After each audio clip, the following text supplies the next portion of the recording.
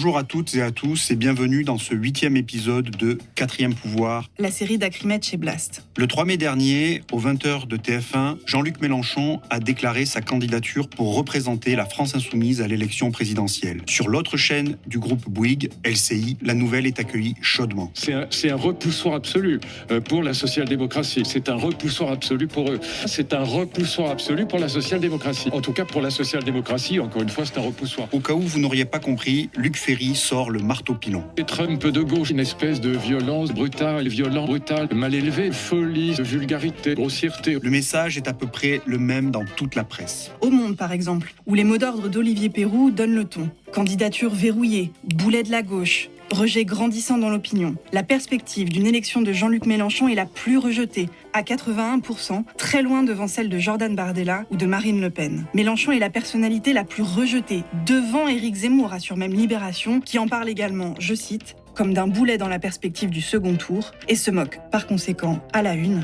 du candidat permanent. D'autres sons de cloche dans l'audiovisuel ? Voyons plutôt. C'est quasiment stalinien comme méthode, c'est quasiment trotskiste, puisque Mélenchon est trotskiste, c'est-à-dire que voilà, c'est le culte du chef. Jean-Luc Mélenchon, c'est le général avec son armée de lieutenants, ou bien le maître de l'école des femmes. 83% estiment que Jean-Luc Mélenchon est un handicap au sein de son parti, et même Clémence Guettet, peut-être plus inquiétant pour vous, 76% estiment que Jean-Luc Mélenchon est un boulet. Une meute numérique qui chaque jour se jette sur une nouvelle victime pour la dépecer, un imaginaire historique, la terreur, la commune, le Front populaire, l'antifascisme, le despote émotionnel, avec Gaza comme prétexte à l'antisémitisme, le meurtre de Quentin Durand pour justifier la violence de ses troupes, et l'antiracisme pour mieux imposer sa logique racialiste. Est-ce que vous ne pensez pas d'ailleurs que la candidature de Jean-Luc Mélenchon puisse demain fracturer la gauche ? Parce que vous avez toute une social-démocratie pour qui Jean-Luc Mélenchon est un repoussoir. Un repoussoir. Et sur le service public ? Mais il y a eu un effet repoussoir. Depuis ce que je veux dire, c'est que ce n'est pas vrai. Il y a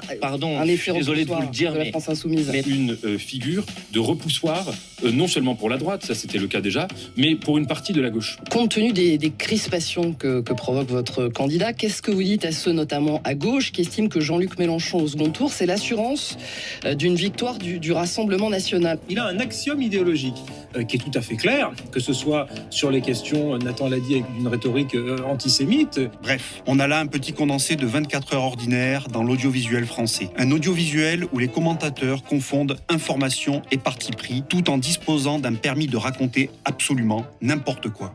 Jean-Luc Mélenchon, il voit tout par le prisme de l'identité, de l'essence. Donc c'est la couleur de peau, c'est le genre, c'est la religion. Il n'y a pas de possibilité finalement d'émancipation et de sortir au contraire de sa condition, quelle qu'elle soit au départ. Vous l'aurez compris, aujourd'hui, c'est du traitement médiatique de la France insoumise que nous allons parler, et même du parti de gauche avant elle, puisqu'on a voulu remonter le temps pour voir si le pluralisme se portait aussi mal à la fin des années 2000 qu'aujourd'hui. Le mantra tient en un seul mot. Diabolisation. Il faut diaboliser Mélenchon, écrivait Bernard-Henri Lévy dans Le Point, lui qui, je cite, incarne la principale menace pour la République, la démocratie et la France. Lancée au lendemain des élections législatives de 2024, la consigne avait le mérite d'être claire, mais elle était totalement superflue s'agissant des grands médias. Pourquoi ? Parce que cette ligne éditoriale était déjà la leur depuis plus de 10 ans. N'en déplaise aux médias réactionnaires qui tentent de s'auto-convaincre à intervalles réguliers que, je cite, la presse est en grande partie mélenchonisée et que les journalistes sont d'ailleurs, je cite encore, tous ou presque d'extrême gauche.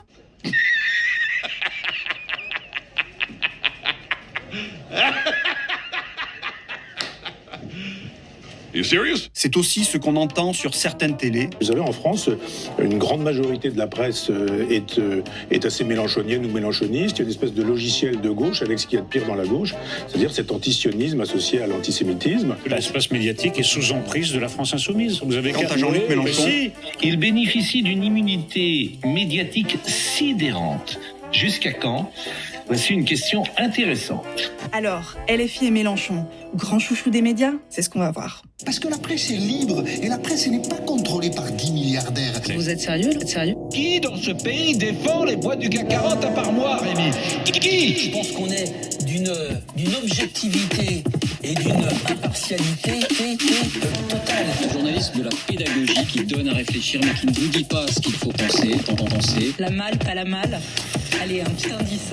Tout le monde rêve de savoir ça. Les journalistes sont des contre-pouvoirs dans une société. C'est une plaisanterie. Non, tout de suite là. Ça a commencé. L'émission a commencé. On est à l'antenne depuis 5 minutes.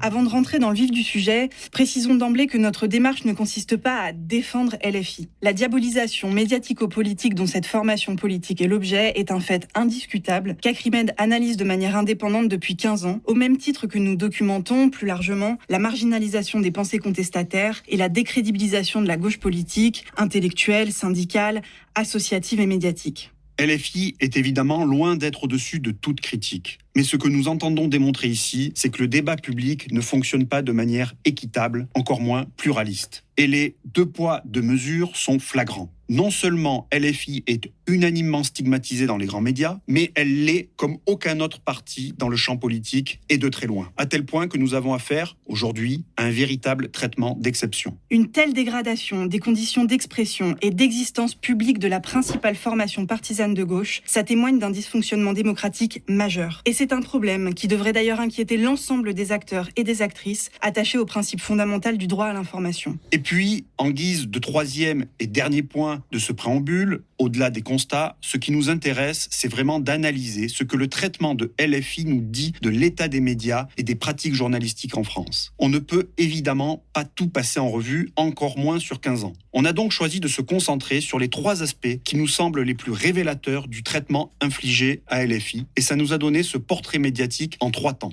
1. Une formation politique extrémiste, aux idées trop à gauche et archaïques. 2. Portée par de dangereux islamo-gauchistes et antisémites. 3.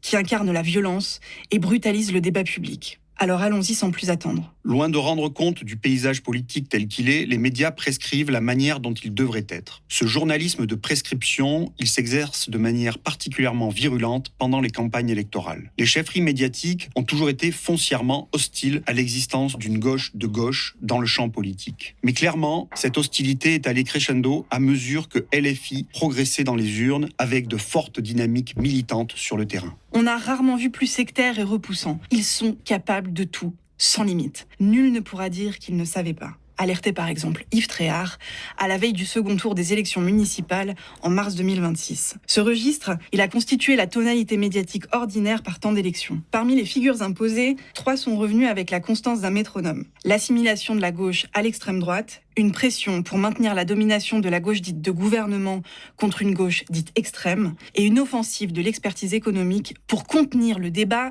dans un périmètre acceptable, c'est-à-dire celui de l'orthodoxie libérale. Au début des années 2010, le parti de gauche n'en est qu'à ses débuts. Dans le cadre de l'élection présidentielle de 2012, des alliances avec le Parti communiste, notamment, aboutissent à la création du Front de gauche, dont Jean-Luc Mélenchon devient le candidat. Quel est notre programme ? C'est le programme qui dit son nom. L'humain d'abord, nouveau drapeau du peuple. Il est loin d'être nouveau en politique. Il n'est pas du tout inconnu des médias et les invitations ne sont d'ailleurs pas rares. Mais son traitement est de l'ordre du domaine réservé aux petits candidats, presque folklorisés, pourrait-on dire. Sur RTL, Serge July le présente comme le tribun de la grogne romantique. Éric Le Boucher trouve que Jean-Luc Mélenchon est un rigolo de prétoire, un rigolo de JT, un rigolo malin, un rigolo drôle. Pas mieux pour Christophe Barbier, qui veut déjà en finir avec Mélenchon et qu'il décrit comme un personnage aux verbes hauts et aux idées courtes, mi-tribun, mi-guignol. Non, regardez. De 2010. Non, mais regardez. Et c'est ahurissant. Non mais en 2018, cet homme est ahurissant. plus rien n'arrête Christophe Barbier. 2 ans plus tôt, dans le magazine C'est dans l'air, chasse gardée du cercle de la raison, Roland Quérol se désolait de l'attraction exercée par Jean-Luc Mélenchon sur les journalistes et parlait à son propos d'un phénomène de bulle médiatique. Sur le plateau, la plupart des intervenants ne semblaient pas du tout lui promettre un grand avenir politique. Ils adorent la politique, ils peuvent être tentés par une forme de protestataire, mais en même temps, ils sont aussi raisonnables, ils savent ce qu'ils... Voilà, s'ils veulent vraiment aller vers cette pente-là, je crois qu'ils iront directement à l'extrême gauche, et pas forcément Mélenchon. On en reparle dans 1 an. Ce qui est à la mode à l'automne 2010, l'hiver 2011, il faut voir si c'est encore à la mode. Ceci dit, on sentait déjà comme une sorte de tension. Et un petit refrain, en particulier, commençait à revenir. L'électorat dans sa grande majorité, même si au premier tour, il est tenté de faire autre chose, il sait qu'au second tour, il ne s'agit pas de voter pour le changement radical ou révolutionnaire. L'électorat de gauche, dans son ensemble, ne va pas aujourd'hui aux extrêmes. Il veut du réformisme tranquille. Les raisonnables contre les extrêmes. Une arme de disqualification massive qui n'allait jamais disparaître au fil du temps. Et oui, Marine Le Pen, Jean-Luc Mélenchon, même combat. Le Pen, Mélenchon, les deux faces en fait d'une même pièce. Mélenchon, Le Pen, même combat. Au début des années 2010, les médias s'amusent généralement à renvoyer dos à dos l'extrême droite et la gauche dite radicale sous l'appellation des populismes, le stigmate le plus en vogue à l'époque. Peu importe la dépolitisation ou les outrances. Jean-Luc Mélenchon, Nicolas Dupont-Aignan, l'un de gauche, l'autre de droite, mais tous deux populistes. Ce titre, d'autres l'ont porté haut et fort bien avant lui. Pierre Poujade au milieu des années 50. Qu'il soit populaire ou qu'il agace, le populisme a en tout cas ses limites. En France, il n'a jamais porté l'un des siens au pouvoir. Il n'y avait pas plus de demi-mesure sur le plateau du grand journal de Canal+, lorsqu'en 2012, Michel Denisot et ses acolytes mettaient en scène un affrontement entre Clémentine Autain et Nicolas B pour mieux chercher les similitudes entre leurs formations politiques, Front de gauche et Front national. Expert en analogie, Denisot énumérait les plus probantes. Je le cite. Le mot « front » déjà, deux leaders tribuns et champions de la formule taxée souvent de populisme, qui ont la même cible, l'antisystème. À la même période, Yves Tréhard poussait un cran au-dessus en décrivant une même obsession xénophobe au sein des deux partis. Là, on vient de voir ce qu'il y a de pire dans la classe politique française. C'est-à-dire deux xénophobes qui sont Monsieur Mélenchon, qui est le pire, je veux dire, des xénophobes, qui voudraient vivre dans une autarcie. Madame Le Pen, on connaît ses opinions. Bref, le match des populistes est devenu un mot d'ordre à la une du Monde, comme ici en 2012, ou encore, un an auparavant, dans les pages de l'Express, avec Plantu, aussi caricatural que ces caricatures, dont le dessin avait d'ailleurs fait le tour des médias à l'époque. Vous ressemblez-vous? Oui. Si nous regardons, et nous allons le regarder ensemble, le dessin de Plantu, paru dans l'Express du 19 janvier dernier, où vous êtes représentés chacun derrière un pupitre lisant le même discours intitulé « Tous pourris », tous pourris, vous incarnez selon Plantu l'ascension des néopopulismes. Alors nous voulons savoir, car vous vous adressez, paraît-il, aux mêmes électeurs. Le dessin de Plantu, il vous est resté en travers de la gorge. Votre critique des élites, votre qu'ils s'en aillent tous, votre façon de parler, il y avait même l'un de vos militants qui le reconnaissait tout à l'heure.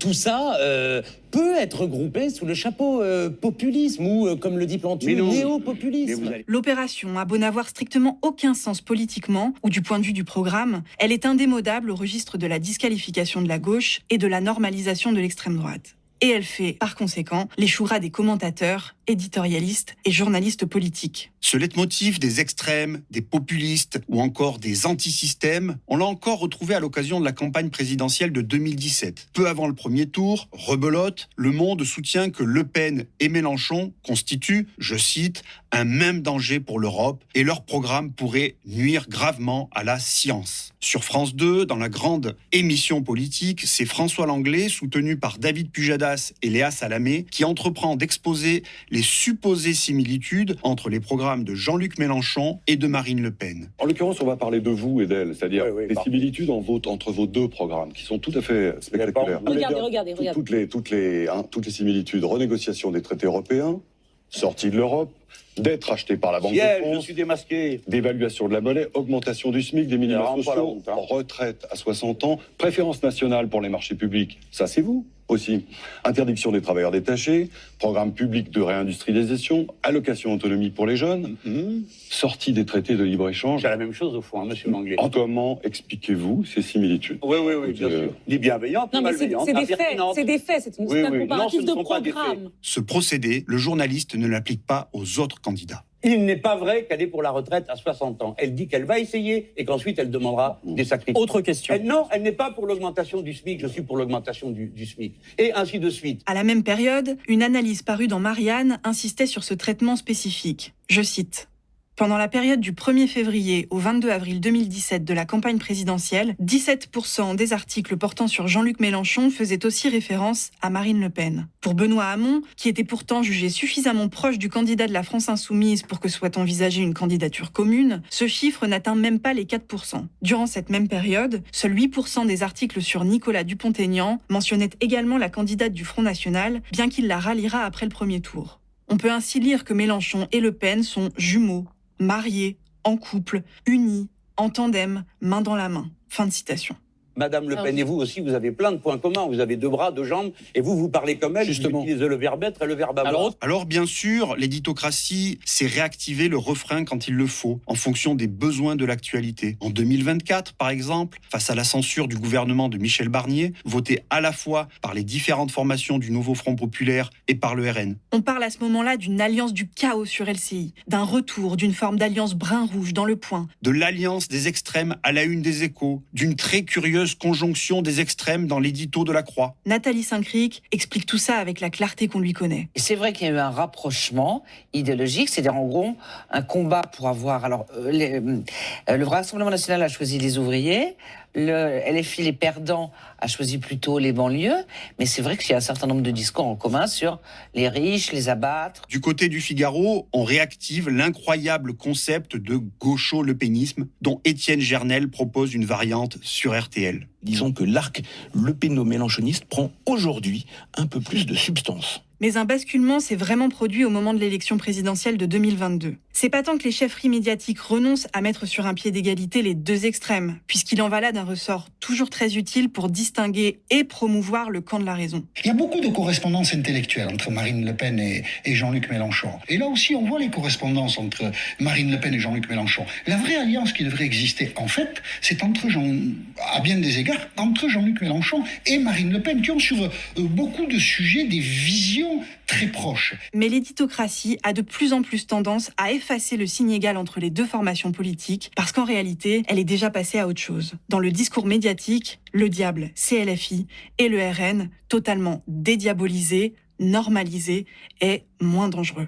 Durant les législatives de 2022, le feu d'artifice va donc prioritairement cibler la nouvelle Union populaire écologique et sociale, la NUPES, qui rassemble la France Insoumise, Europe Écologie Les Verts, le Parti Socialiste et le Parti Communiste. À seulement 5 jours du second tour, le rédacteur en chef du Figaro, Guillaume Tabar, résume une campagne médiatique. D'un point de vue tactique, Macron doit susciter un front anti-Mélenchon, c'est-à-dire convaincre les électeurs de droite, de la gauche modérée et même le péniste de faire barrage à la gauche radicale. Voilà, avec la complicité des médias, un nouvel arc républicain s'était constitué. Et un nouveau slogan tourne par conséquent en boucle sur les chaînes d'information en continu. Est-ce que Jean-Luc Mélenchon est plus républicain que le Rassemblement national ? 2 jours plus tard, sur RMC, le chroniqueur sportif Daniel Riolo apporte une forme de réponse à cette question. Mais si Marine Le Pen disait mais 1/10 de ce qu'il dit, mais on en appellerait à Jean Moulin, au général de Gaulle, à Napoléon, à toutes les figures historiques de la France pour sauver la République. Et on dit que lui, il a des valeurs républicaines, mais le plus anti-républicain, c'est lui. Et en 2024, suite à la dissolution de l'Assemblée nationale et à la création du nouveau Front populaire, cela ne fait plus aucun doute parmi les commentateurs. Oui, il faut absolument, de mon point de vue en tout cas, faire un cordon sanitaire autour de la France insoumise qui est devenue, au fil des années, un parti profondément antisémite. Et dans la France d'aujourd'hui, c'est pas acceptable. L'homme politique qui inquiète le plus aujourd'hui, c'est Jean-Luc Mélenchon. Jean-Luc Mélenchon inquiète beaucoup plus que Jordan Bardella ou Marine Le Pen. Il récolte ce qu'il a semé. Quand on sème la haine, eh bien on récolte d'une certaine manière la haine.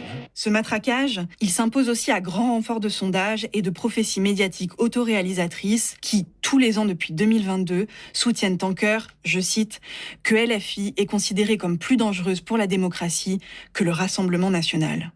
Dans leur pratique, les éditocrates confirment ce diagnostic. Pendant la campagne des législatives de 2022, sur Twitter, en moins de 8 semaines, le philosophe de télévision Raphaël Enthoven a par exemple posté 319 messages contre la France insoumise et les candidats de la NUPES et seulement 27 contre l'extrême droite. Si on n'avait pas le choix, s'il fallait mettre l'un des 2 bulletins dans l'urne, quoi qu'il arrive, je me dirais, sans y croire, plutôt Trump que Chavez, et je voterai pour la première avant d'entrer en résistance. Même déséquilibre en 2025, lorsque dans sa chronique de LCI, Ruth Elkrieff prétend consacrer 3 minutes à expliquer pourquoi le RN et LFI ne sont pas républicains. En réalité, seulement 25 secondes côté RN et 2 minutes 30 côté LFI, c'est-à-dire 6 fois plus de temps. Je vais vous dire, j'ai été choquée qu'on inclue, même avec des réserves, LFI dans les partis républicains. On ne le répétera jamais assez. Les chefferies médiatiques sont sociologiquement solidaires des intérêts des classes dirigeantes, symboliquement des faire-valoir de leurs propriétaires, industriels milliardaires pour la plupart. Et elles ont fait leur choix. Plutôt Hitler que le Front populaire. Mais revenons en arrière et à la première campagne de Mélenchon, en 2012, à l'époque où Le Pen inquiétait encore la plupart des rédactions. La crainte de revivre un 21 avril 2002 et donc une élimination du Parti socialiste dès le premier tour est encore très ancrée dans les médias. Les partisans du bipartisme raisonnable rabâchent, comme en 2007, un slogan bien connu depuis ce séisme, « Voter utile ». Un slogan qui exempte tout candidat de défendre un programme ou des idées, puisqu'il y a un et un seul vote utile et donc des votes inutiles. Perçu et décrit par le gratin du journalisme comme une gauche qui embarrasse le PS, selon le titre d'une émission de C'est dans l'air, Mélenchon fait donc les frais de ce mot d'ordre électoral tout au long de la campagne de 2012. Mélenchon peut-il faire perdre Hollande ? Voilà la question que se posent bon nombre de rédactions, au Journal du Dimanche, à Marianne, mais aussi à l'Express, qui parlent à ce sujet des ravages de Mélenchon. Anne Sinclair ne voit pas non plus d'un très bon œil, je cite, que Mélenchon grignote l'électorat de Hollande. Même panique au Nouvel Observateur, avec Serge Raffi. En prenant la Bastille, Mélenchon pourrait bien faire perdre l'Élysée à la gauche. Un prêt-à-penser typique du journalisme politique que résumait Le Monde. L'UMP compte sur Monsieur Mélenchon pour obliger le candidat socialiste à gauchir son discours et dissuader ainsi les électeurs centristes de les lire ou de le laisser passer au second tour. Au siècle dernier, les marxistes-léninistes appelaient ça une alliance objective. Ça nous fait sourire, mais c'était vraiment une rengaine. Daniel Cohn-Bendit, qui a donné une interview au Monde cette semaine, une interview dans laquelle il dit « L'émergence de cette gauche, la vôtre, est pain béni pour Nicolas Sarkozy. La montée en puissance de Jean-Luc Mélenchon fait bien l'affaire du président sortant. » Alors là, est-ce qu'il exprime tout haut ce que beaucoup à gauche pensent tout bas ? Ceci étant dit, le refrain du vote utile fonctionne sans encombre puisque François Hollande atteint le second tour de l'élection présidentielle. Mais en 2017, tout devient plus compliqué. Le candidat du Parti socialiste, Benoît Hamon, n'est pas vraiment du goût des médias, qui lui préféraient nettement Manuel Valls.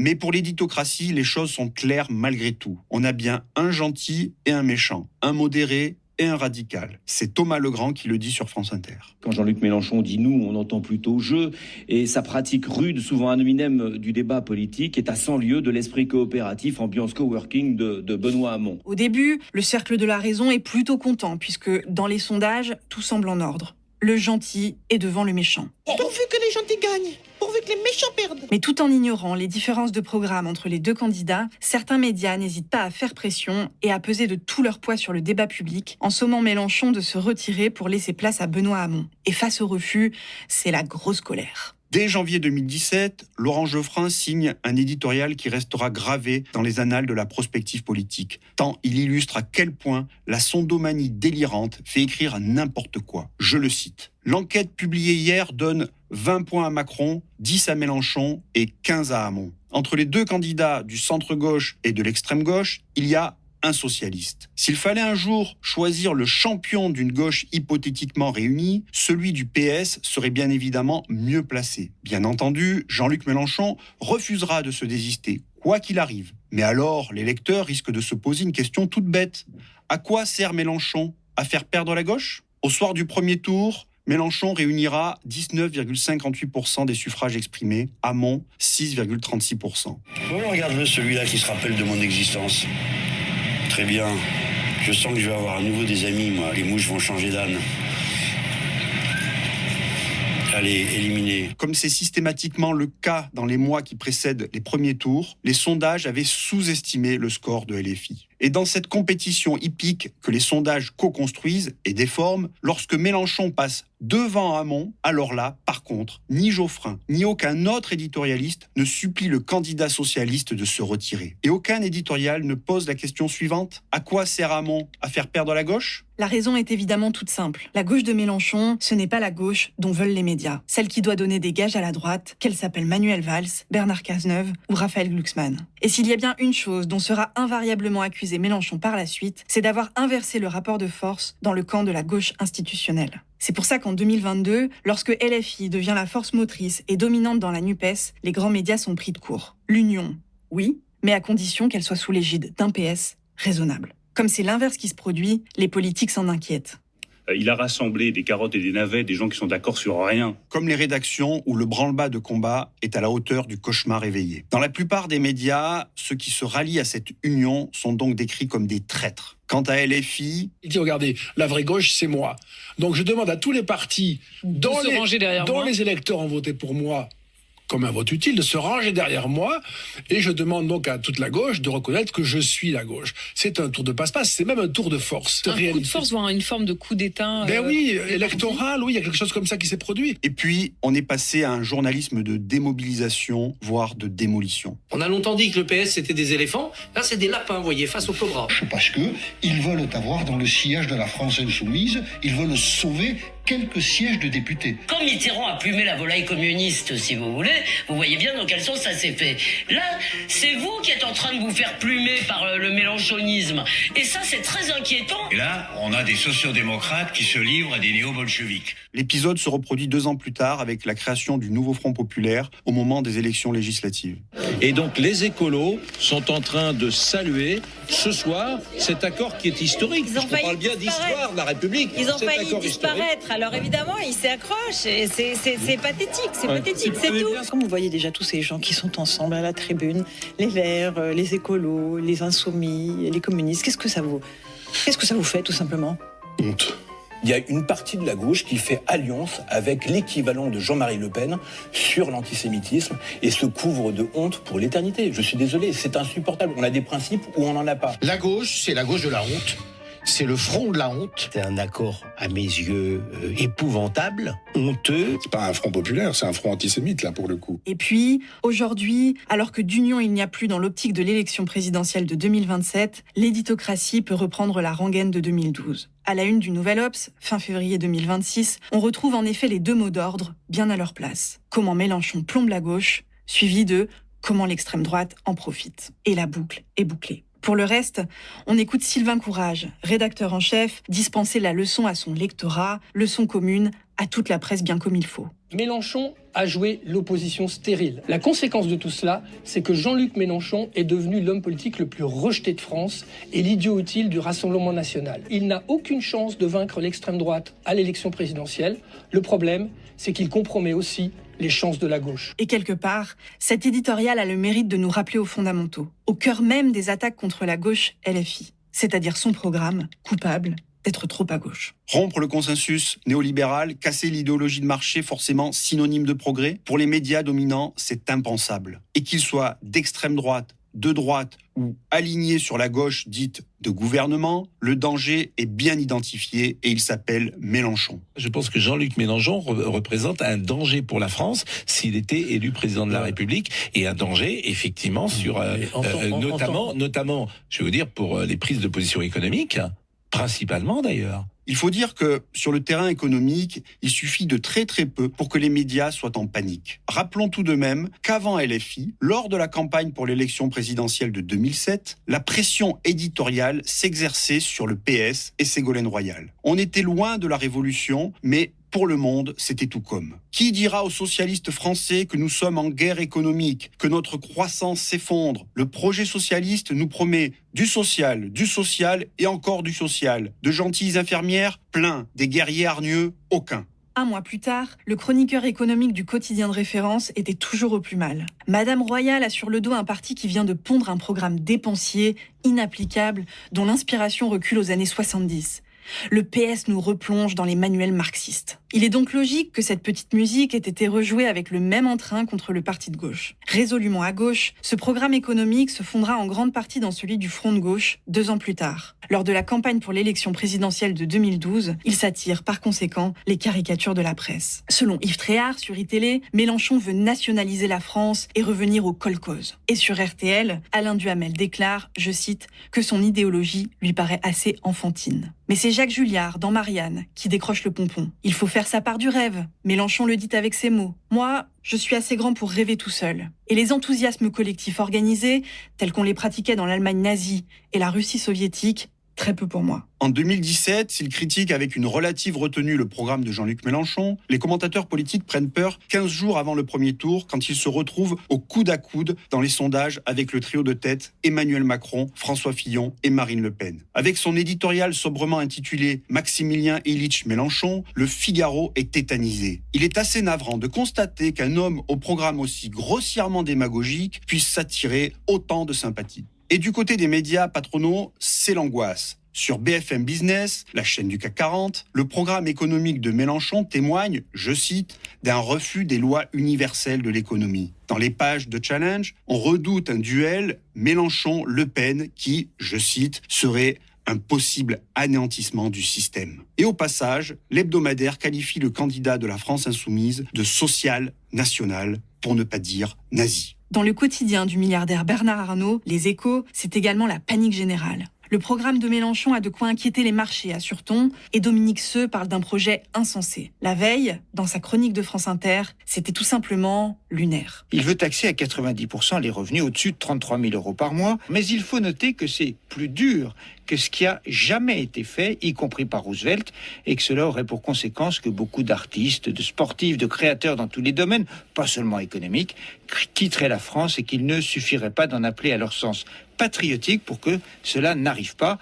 Le projet aussi lunaire que lyrique de Mélenchon, il faut le regarder en détail. Bref, à mesure que la cote de Mélenchon monte dans les sondages d'opinion, les grands médias martèlent le même slogan, ici résumé par le Figaro. Que serait une France mélenchonisée ? Un pays de fonctionnaires surnuméraires, payés par un secteur privé à qui on réclamerait toujours davantage d'impôts et par des créanciers à qui on devrait toujours davantage d'argent. En 2022, la 3e campagne de Jean-Luc Mélenchon est l'occasion d'une 3e campagne médiatique à son endroit. Et encore une fois, on va s'interroger sur la fiabilité de son programme économique. Dominique Seux est littéralement fidèle au poste. 250 milliards d'euros de dépenses nouvelles, en face desquelles il compte surtout sur un surcroît de consommation populaire, SIC, pour remplir les caisses. Curieusement, il a oublié de chiffrer le coût du retour de l'âge à la retraite à 60 ans. C'est trop bête. Quoi que l'on pense des propositions de Mélenchon, ce qui est surtout trop bête, c'est que Dominique Seux puisse affirmer ce genre de choses sans avoir pris la peine d'assister à la conférence de presse que donnait LFI 3 jours plus tôt, et au cours de laquelle le candidat insoumis expliquait précisément comment il comptait financer le retour de l'âge de la retraite à 60 ans. Selon ses mots, augmentation des cotisations liées à la hausse de l'emploi et surcotisation de 2 points supplémentaires pour les salaires supérieurs à 3 400 €. Bref, Dominique Seux propage une fausse information afin de discréditer un programme économique qu'il n'approuve pas. Mais pour les grands médias, la fin justifie les moyens. C'est ce qu'a notamment prouvé BFM TV pendant la campagne des élections législatives qui a suivi. Le 13 juin 2022, la chaîne montre tout son savoir-faire en matière de pluralisme, en mobilisant son bataillon de chroniqueurs pour livrer un seul et même exercice de pédagogie. Emmanuel Le Chypre est sur le pont, évidemment. Et donc, qu'est-ce qui se passe en général ? On n'a plus la confiance des investisseurs, les taux d'intérêt remontent et on est obligé de faire ce qu'on appelle des politiques de rigueur. Il y a en économie des lois de la gravité, un peu comme en physique, voyez. Donc, est-ce qu'on pourra les défier cette fois-ci alors qu'on n'a jamais réussi dans le passé ? Ça n'est pas sûr. Et de 1. On a évidemment le rétablissement de l'ISF, mais là je vous parle de l'instauration d'un plafond sur les héritages. À savoir qu'au-delà de 12 millions d'euros, l'État prendrait tout. Eh bien, le risque, c'est que les contribuables concernés délocalisent leur patrimoine. Plus de villas sur la Côte d'Azur, mais plutôt au Baléares. On vend l'appartement luxueux à Paris pour en acheter un à Londres ou à Dubaï. Et jamais 203. Ça alourdit tellement les comptes publics que vous le payez avec vos impôts. 2, ça profite pas à l'économie française. 3, quand vous regardez aujourd'hui dans quel état sont nos écoles, nos hôpitaux, nos universités, nos prisons, vous dites c'est pas la solution de creuser les déficits. 4, taxer encore plus, c'est pas bon, c'est les entreprises qui créent de l'emploi dans ce pays. Tout ça mis bout à bout, vous comprenez à quel point ce programme est véritablement hasardeux, pour ne pas dire dangereux pour l'économie française. Entreprise de démolition, fabrique de la peur, avec cette une rouge vif qui ne fait pas dans la dentelle, tandis que sur LCI, Jean-Michel Apathy déclare qu'une hausse du SMIC conduirait, je cite, à une crise inévitable en Europe. Rien que ça. Bref, pour des éditorialistes qui, du fait de leur position sociale, n'aiment pas la gauche, cette gauche n'est clairement pas la bonne gauche. En un mot, elle est archaïque. C'est une gauche qui est profondément à la fois repliée sur des identités, sur des communautés qui s'affrontent, et puis repliée sur le passé, qui est nostalgique profondément. D'ailleurs, c'est un peu l'air du temps. Ces derniers jours, on entend beaucoup parler du Front populaire. C'était merveilleux, le Front populaire. Mais c'était il y a 86 ans. On retrouvera bien sûr ce cadrage du réalisme au moment du nouveau Front populaire en 2024. Et le moins qu'on puisse dire, c'est que France Info n'est pas du tout convaincue. Sur le fond, surtout, est-ce que vous trouvez que cet accord, ce programme du nouveau Front populaire est réaliste ? Oui, il est bon, il est réaliste, il répond aux urgences sociales, il faut augmenter les salaires, il faut bloquer les prix, il faut avoir un investissement notamment dans le logement social, il faut aller vers une transition écologique, il faut réformer démocratiquement le pays. On rase gratis parce qu'il faut augmenter les salaires, l'allocation étudiant, supprimer la réforme des retraites. Mais oui, dans un moment où on cherche des économies, il faut investir dans certains secteurs. C'est bien simple. Dès 20h aux chaînes d'infos en continu, le site d'Arrêt sur Image relève un seul et même message. Le programme économique de la gauche, c'est danger. Et plus si affinité pour Jean-Michel Apathy, visionnaire, à 3 jours du premier tour, je le cite, « La gauche a perdu cette campagne. Elle a pondu un programme économique délirant. » Et c'est une très grosse surprise qui s'affiche sur vos écrans. Vous le voyez, le nouveau Front populaire vire en tête, 172 à 192 sièges dans la future Assemblée. Plus les choses se précisent, plus ce programme semble problématique pour l'économie. Vous avez une politique qui va placer sciemment des entreprises en faillite et on va faire payer le résultat de cette politique par le contribuable. Difficile de faire plus absurde. Absurde. C'est précisément le terme qu'ont employé tout récemment les Échos. Qualifié de champion de la destruction, Jean-Luc Mélenchon est porteur, je cite, d'un programme absurde et anti-républicain qui précipiterait immédiatement la France dans une crise financière profonde. De tous les chefs de parti, il est le seul à avoir déjà produit un programme de gouvernement détaillé pour 2027. Mais ses écrits révèlent que loin de vouloir renforcer notre société, il entend la briser. Aucun doute, la campagne médiatique est lancée et ça va encore souffler très, très fort. Le portrait que dressent les grands médias de LFI ne se limite pas à dénoncer son archaïsme sur le plan économique et social, ni à l'accuser d'être le fossoyeur de la gauche ou de la bonne marche de la social-démocratie. Compte tenu des positions qui sont les siennes sur les questions sécuritaires, sur l'immigration, les discriminations racistes, et notamment post-octobre 2023 contre le génocide en Palestine, la petite musique du péril rouge s'est étoffée au fil du temps. Anti-flic, islamo-gauchiste, communautariste, clientéliste, antisémite. Dans le répertoire de l'éditocratie, les anathèmes sont désormais monnaie courante. LFI est désigné comme l'ennemi public numéro 1, en rupture avec les valeurs républicaines de la France. Ladies and gentlemen, I would not be a bad liar this night. Yes, I am very dangerous. Avant de rentrer dans le vif du sujet, il faut dire que cette diabolisation médiatique a tout à voir avec la droitisation du champ politique que l'on observe depuis les années 80. Ce processus, on vous en a déjà parlé dans notre vidéo consacrée à la normalisation de l'extrême droite, alors on ne s'attarde pas trop. Simplement, rappelez qu'au cours des années 80 et 90, et plus encore sous le règne de Nicolas Sarkozy, non seulement les thématiques fétiches du Front National, immigration, insécurité, islam, ont occupé le haut de l'agenda médiatique, mais leur traitement s'est progressivement homogénéisé. Le cadrage et les grilles de lecture des courants conservateurs et réactionnaires se sont normalisés. Et ce, d'autant que le PS s'est progressivement aligné sur les dogmes sécuritaires, ce qui permet, en partie, d'expliquer la droitisation par le haut des chefferies médiatiques, en tout cas de la frange alignée sur les positions de la dite gauche de gouvernement, raisonnable et pragmatique. Les mêmes dynamiques se sont approfondies au cours de la décennie 2010, à mesure que le FN progressait dans les urnes et bénéficiait d'une complicité des grands médias dans son entreprise de dédiabolisation. Et ces dynamiques se sont encore aggravées sous l'ère Macron. On a assisté à une vaste légitimation de mots d'ordre sécuritaires, autoritaires, nationalistes et identitaires. Une accélération très nette du processus de fascisation. Il est évident que les grands médias entretiennent beaucoup de fausses évidences à propos de la droitisation de la société française. Le microcosme journalistique parisien fonctionne en circuit fermé contre les savoirs produits par les sciences sociales. Les questions immigration, insécurité, islam notamment, sont souvent mises en scène et mises en forme de manière frauduleuse, à grand renfort de construction sondagière. Est-ce que les Français demandent plus d'égalité aujourd'hui ou est-ce qu'au fond, ils demandent plus de sécurité ? Est-ce que la société, tout simplement, ne se droitise pas ? Pour 86% des Français, la lutte contre l'insécurité sera essentielle dans leur choix de 2022. Quand 6 Français sur 10 disent ne plus vouloir accueillir de migrants aujourd'hui, quand 6 Français sur 10 disent qu'il y a un problème avec l'islam aujourd'hui dans la République, que c'est une menace, est-ce que vous n'avez pas l'impression l'impression qu'au fond, la gauche a tout simplement perdu la bataille des idées et de l'époque, et que vous pourriez parler d'égalité, vous pourriez parler d'autres choses, ça n'imprime plus. Ils veulent autre chose. On a vraiment affaire à un débat public mutilé, dans lequel la gauche de gauche est systématiquement pointée du doigt, suspectée de laxisme, accusée d'angélisme, de déni et de complaisance. En réalité, sur ces questions, le credo des chefferies éditoriales est le même depuis plusieurs décennies. Sommer la gauche de s'aligner sur la droite. Des colonnes de journaux au plateau de l'audiovisuel, cette injonction n'a jamais cessé de poursuivre d'abord le parti de gauche, puis LFI. C'était par exemple le cas en 2011 dans On n'est pas couché sur France 2. Natacha Polony, chroniqueuse dans l'émission, accuse alors Jean-Luc Mélenchon d'avoir, je cite, oublié la défense du peuple. Ce qui lui vaut ce reproche, c'est de ne pas se préoccuper des questions d'immigration et de sécurité dans les termes et selon les orientations de la droite. Parce que vous voulez régulariser tous les sans-papiers,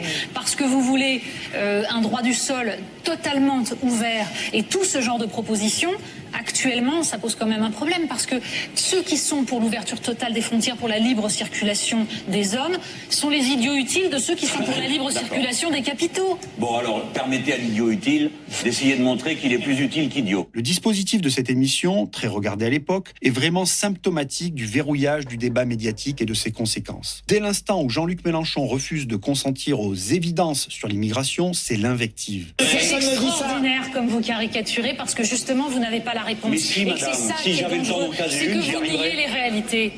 Pardon ? Vous niez les réalités et c'est pour ça que vous n'arrivez pas à répondre à quelque chose qui fait que vous faites le jeu de Marine Le Pen. C'est ça le drame. Tandis que vous, avec les arguments que vous venez de développer, vous faites le jeu de qui, à votre avis ?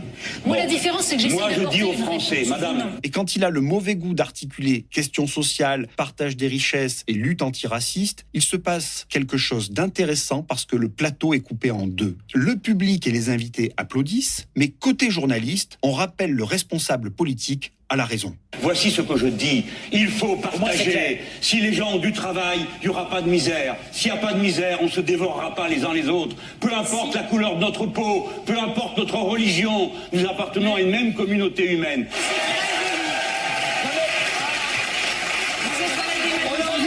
On a envie d'être d'accord avec lui, mais en même temps, on comprend ce que dit Natacha. Est-ce que c'est pas une part un peu trop utopiste Il faut arriver à ça. L'utopie crée du malheur, c'est dangereux. C'était il y a près de 15 ans. Depuis, tout a considérablement empiré. En particulier du fait de la dégradation du débat public, qui s'est intensifiée à partir du moment où ont coexisté 4 chaînes low-cost d'infos en continu, mais aussi, bien sûr, du fait de la consolidation d'un pôle médiatique fascisant au sein de l'Empire Bolloré. Les questions sécuritaires concentrent toujours bon nombre de crispations médiatiques. Dans un débat public structurellement marqué par l'amour de l'ordre, imprégné de journalisme de préfecture et hostile à toute critique systémique de la police, les positions de LFI, même modérées, sont le signe d'un parti déconnecté des réalités. À moins d'un an des municipales, cette question donc, la gauche, souvent taxée de laxisme en matière de sécurité, a-t-elle fait sa mue en la matière ? On peut s'interroger. Quand l'insoumise Mathilde Panot promet que son parti désarmera la police municipale et supprimera les caméras de vidéosurveillance dans les villes où les insoumis seront élus, une sortie sans nuance, sans un mot pour les habitants ou ces maires qui tentent de faire régner l'ordre. Mais pour certains, l'ordre est un gros mot. Participer à une marche contre le racisme systémique et les violences policières ? Aujourd'hui, Si, vous mais irez attendez, vous irez en tant qu'élu dans cette manifestation, sachant que dans ce type de manifestation, il y a des slogans comme « tout le monde déteste la police ». Ça ne vous dérange pas ? Être aux côtés de manifestants qui scandent « tout le monde la police ». Et vous avez demandé à toi. Donc vous ne quitterez pas la manifestation. Poser la question du désarmement de la police municipale, dangereux, ridicule, tollé général, nous dit la dépêche AFP. Et les filles nous expliquent que le problème en France, c'est la police, c'est pas la délinquance. C'est-à-dire que l'idéologie s'est complètement imposée par rapport à la réalité. Et sur les plateaux, impossible de développer un propos. Le journaliste se confond totalement avec l'opposant politique ou le syndicaliste policier. Est-ce que vous n'êtes pas, j'allais dire, à rebours de ce que pensent les Français et que du coup vous les inquiétez encore plus à vouloir ne pas assurer la sécurité qu'ils demandent dans les sondages. Vous ne parlez d'un sujet que vous n'avez pas travaillé. Savez-vous que les polices municipales alors que vous êtes spécialiste de la police Lyon, de Bordeaux n'ont jamais tiré un seul coup de feu. Simplement le fait d'être armées, elles deviennent dissuasives, alors que ne pas être armées, elles servent à rien. Autant dire que lorsque Mélenchon ou d'autres membres de LFI disent que la police tue... Ces propos, Jean-Luc Mélenchon, est-ce que vous les assumez à nouveau ce ce matin. Est-ce que vous assumez le fait de passer pour un candidat Premier ministre ? C'est ce qu'on peut lire, cette expression sur votre compte Twitter. Un candidat Premier ministre perçu comme anti-flic. C'est le principe de LFI, c'est que plus c'est gros, plus ça passe. C'est leur principe. Plus ce qu'ils disent est énorme, que tu peux te dire oui, non mais là on peut pas parce que c'est tellement énorme qu'on peut pas le croire. Si, faut les croire sur parole même. C'est pour ça qu'ils sont très dangereux. Hein. C'est de la haine anti-flic, Barbara ? Bien sûr que c'est de la haine anti-flic. Voilà un homme intelligent qui fait semblant de ne pas comprendre que toute ambition qui se veut républicaine ne peut pas développer une telle haine contre la police. Il donne finalement l'autorisation aux délinquants de s'en prendre aux policiers, parce que face à une police qui tue, finalement c'est sur les délinquants qui sont en état de légitime défense. Jean-Luc Mélenchon ne rate plus une occasion de taper sur les flics. Le soi-disant futur Premier ministre y trouve une partie de sa réserve électorale. Jeunes gens issus de l'immigration qui se vivent comme victimes d'un racisme d'État, militants de la gauche, hostiles à tout ce qui porte un uniforme, sans oublier quelques esprits faibles pour qui le flic est forcément un dictateur en herbe. Jean-Luc Mélenchon, non on n'aime pas la police comme Jean-Luc Mélenchon. Ces tirs de barrage, les médias en ont offert un beau condensé après la mort de Naël Merzouk en juin 2023, tué à bout portant par la police lors d'un contrôle. Alors que des révoltes éclataient dans de nombreux quartiers populaires, la plupart des intervieweurs n'ont toléré aucun écart avec le discours sécuritaire du pouvoir. Or, LFI a refusé d'utiliser les termes prescrits par les journalistes. Ils avaient à redire sur les méthodes, mais n'ont pas voulu passer les traditionnels appels au calme, auxquels ils ont préféré des appels à la justice. Eh bien, dans le débat public, cela suffit à vous valoir un carton rouge instantané. Dans Le Monde, pour avoir tenu cette position et déclaré, je cite, « Ce sont les pauvres qui s'insurgent », Mélenchon est mis sur le même plan qu'Éric Zemmour, qui parle à cette époque de guerre ethnique et raciale en lien avec l'immigration.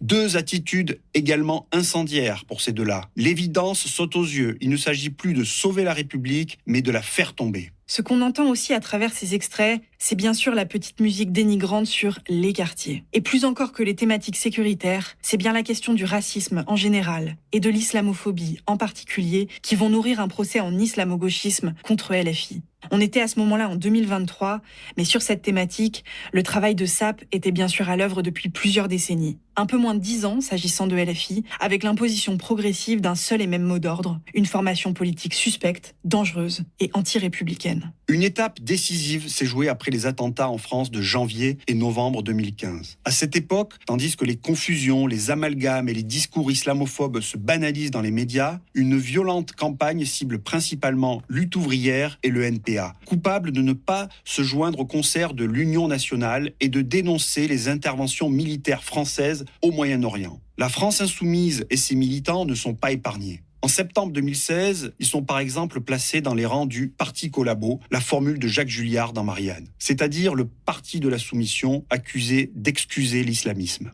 Un an plus tard, Alexandre Devecchio réalise le portrait de la gauche soumise dans les colonnes du Figaro Vox. Ces députés insoumis participent de fait à la nébuleuse que Pascal Bruckner qualifie d'islamosphère. Cette gauche rouge-verte, qui se revendique du post-colonialisme, orphelin du communisme, il voit dans l'islamisme une nouvelle utopie révolutionnaire et dans le musulman ou l'immigré, un nouveau prolétariat à mobiliser aussi bien dans la lutte des classes que dans la lutte des races. Après Guevara, Ben Laden, après Marx, Allah. Cet alignement entre un hebdomadaire dit de gauche souverainiste, Marianne, et la section radicalisée du quotidien historique des droites, le Figaro Vox, en dit alors extrêmement long. Le problème musulman tourne à l'obsession et l'islamophobie devient l'une des principales dynamiques autour desquelles se reconfigure le champ politique. C'est aussi une dynamique centrale dans le processus d'extrême droitisation par le haut des grands médias et qui, par conséquent, devient aussi l'un des ressorts les plus puissants de la diabolisation de la gauche. En particulier au Figaro, qui restera toujours en pointe dans ce domaine, en agitant les peurs, avec ses titres tapageurs, de virage communautariste en dérive racialiste. Dans le débat public, c'est d'ailleurs à cette période que se banalisent les procès en communautarisme et en islamo-gauchisme contre LFI. Comme le démontre le sociologue Benjamin Teinturier après les attentats contre Charlie Hebdo, le terme islamo-gauchisme trouve ses entrepreneurs de cause. Un petit nombre de journalistes contribuent à en ritualiser l'usage. Yvan Rioufol, Gilles William Goldnadel, surtout, mais aussi Éric Zemmour, Alexandre Devecchio, Étienne Gernel et Michel Onfray forment ce personnel médiatique rassemblé autour d'un petit nombre de titres, Le Figaro, Le Point, Marianne. Le terme est alors employé pour véhiculer, je cite, l'idée qu'extrême gauche et islam radical s'accordent pour combattre le sionisme. Une définition fidèle à celle de Pierre-André Taguieff, qui a popularisé l'expression au début des années 2000 dans le contexte de la deuxième intifada en Palestine. L'islamo-gauchisme au sens du nouvel antisémitisme, c'est-à-dire la théorie fumeuse selon laquelle l'antisémitisme serait prioritairement le fait de l'immigration postcoloniale et de ses alliés de gauche. Et peu à peu, l'usage du terme islamo-gauchisme va se diversifier. Et toute une nébuleuse dite de gauche républicaine, avec des guillemets, va avoir un rôle déterminant dans cette dynamique. Impressionnant, hein ? J'appelle ça la nébuleuse du printemps républicain. Bon alors, je vous le dis tout de suite, ces gens ne font pas partie d'une organisation secrète, ils font même pas tous partie du printemps républicain, ils ont même pas tous les mêmes opinions politiques. Par contre, ils partagent tous les mêmes obsessions, et notamment celle de l'islam. Je mets de côté la France insoumise qui est... Pourquoi ? Il y a de la complaisance ? Il y a de la complaisance, il y a de l'ambiguïté en tout état de cause. De l'islamo-gauchisme ? Oui, je pense que c'est un discours islamo-gauchiste. À partir de 2016, les accusations en islamo-gauchisme ou en communautarisme vont être de plus en plus liées à des sujets portant sur la laïcité, l'universalisme ou la République, avec tout ce que ces débats comportent de biais, d'amalgames et de déformations. Dans les médias, on parle donc des ambiguïtés de LFI sur la laïcité. Va-t-il clarifier la position des insoumis sur la laïcité et l'islam ?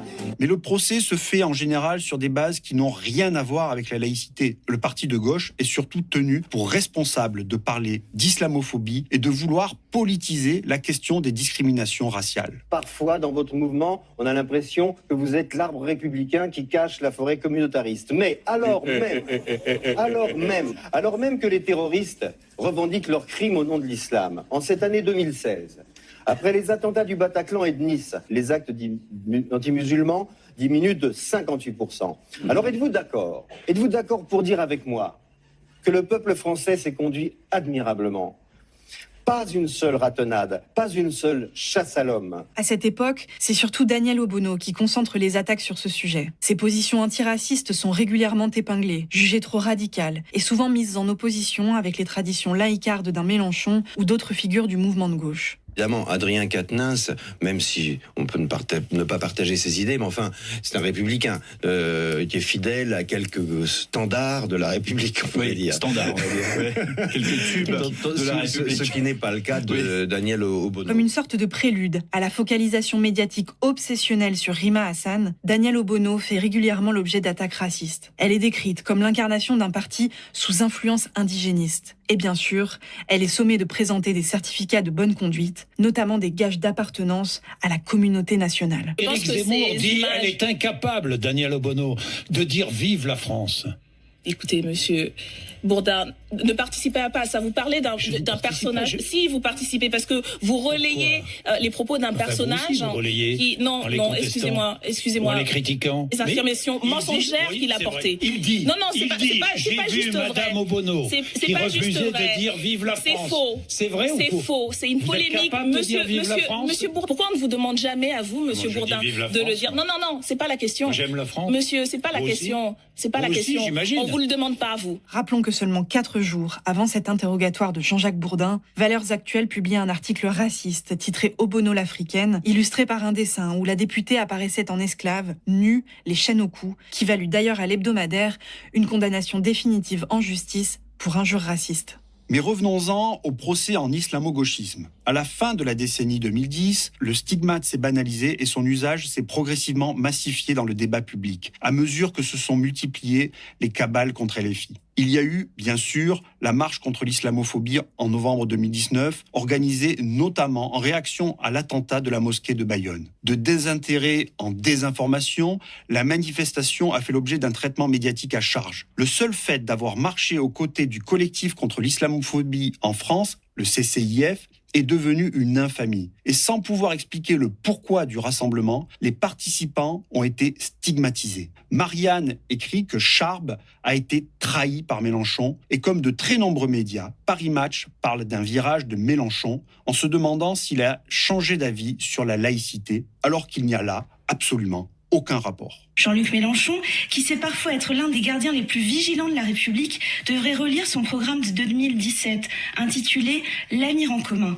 Il y figure l'impératif de combattre contre tous les communautarismes ainsi que l'usage politique des religions. Le ton est encore monté en 2020, avec l'incroyable traque aux complices du terrorisme après l'assassinat de Samuel Paty. Une véritable chasse aux sorcières, banalisée dans la quasi-totalité des grands médias. Et puis le rouleau compresseur a continué de comprimer, et de comprimer encore. En 2022 notamment, au moment de la constitution de la NUPES, où l'on a assisté à un véritable feu d'artifice. Jean-Luc Mélenchon est alors qualifié de 6e pilier de l'islam, ou plutôt de l'islamisme en France. Il caresse les barbus dans le sens du poil. Il est un islamo-copain. La France insoumise est le parti qui porte l'islamisme aujourd'hui. C'est la France soumise à l'islamisme, judéophobie incluse. Elle représente la menace islamo-gauchiste, la coalition de la gauche et des mosquées, la néo-gauche communautariste et islamo-gauchiste. Et même la soumission à l'islam fondamentaliste, puisque Jean-Luc Mélenchon mise sur le grand remplacement pour accéder au pouvoir. Ce n'est pas fini. On apprend aussi que la France insoumise incarne une dérive anti-laïque et anti-universaliste, qu'elle prône le communautarisme,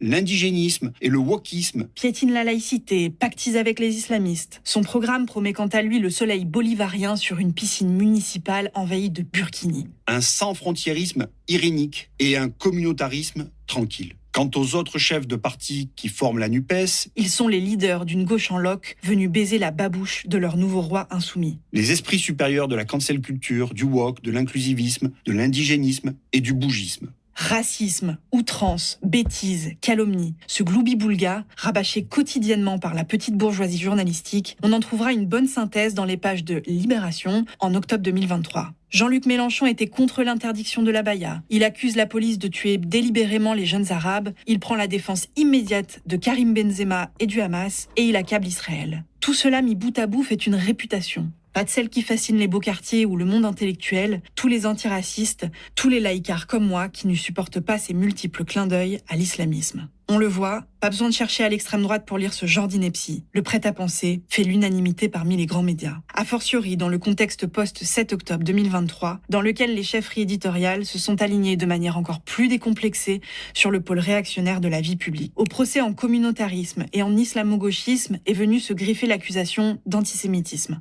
Un véritable rayon paralysant destiné à anéantir la gauche politique. Commençons par dire que l'étiquette antisémite collée sur LFI est loin d'être une nouveauté. Il y eut, pour commencer, l'affaire Moscovici en 2013. Les lois de la polémique d'hier étaient d'ailleurs les mêmes qu'aujourd'hui. Focalisation sur des bribes de petites phrases, tronquées si possible, procès d'intention, commentaires hyperboliques, amplification des instrumentalisations politiques, etc. L'entreprise de discrédit avait à l'époque tourné à plein régime et elle est demeurée lancinante, réactivée au fil des conjonctures. Un changement de ton opère en février 2019 lorsqu'Alain Finkielkraut est injurié à l'occasion d'une manifestation de Gilets jaunes. Les responsables insoumis condamnent les insultes racistes, mais parce que Jean-Luc Mélenchon ajoute à son tweet une critique de l'instrumentalisation de l'antisémitisme par le gouvernement, les responsables politiques se déchaînent et n'hésitent pas à taxer LFI d'ambiguïté ou d'antisémitisme pur et simple, notamment du côté de la Macronie radicalisée. Pour moi, le Rassemblement national, pour moi, la France insoumise, porte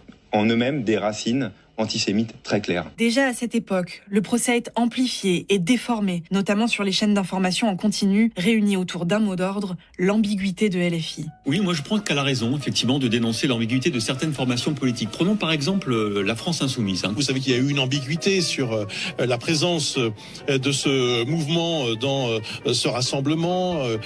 Alors, l'ambiguïté de la France insoumise qui a décidé de participer demain aux marches. La lutte contre l'antisémitisme, parce qu'elle a été dit. Non, je sais bien. On parle d'ambiguïté. Oui. De condamnation à géométrie variable. Et déjà à cette époque, une bonne partie des commentateurs engagés dans la cabale poursuivent un agenda politique tout à fait clair. Légitimer et populariser le concept de nouvel antisémitisme dans le débat public qui permet de diaboliser la gauche tout en donnant des gages à l'extrême droite, blanchie en matière de racisme. L'antisémitisme d'aujourd'hui est devenu un antiracisme.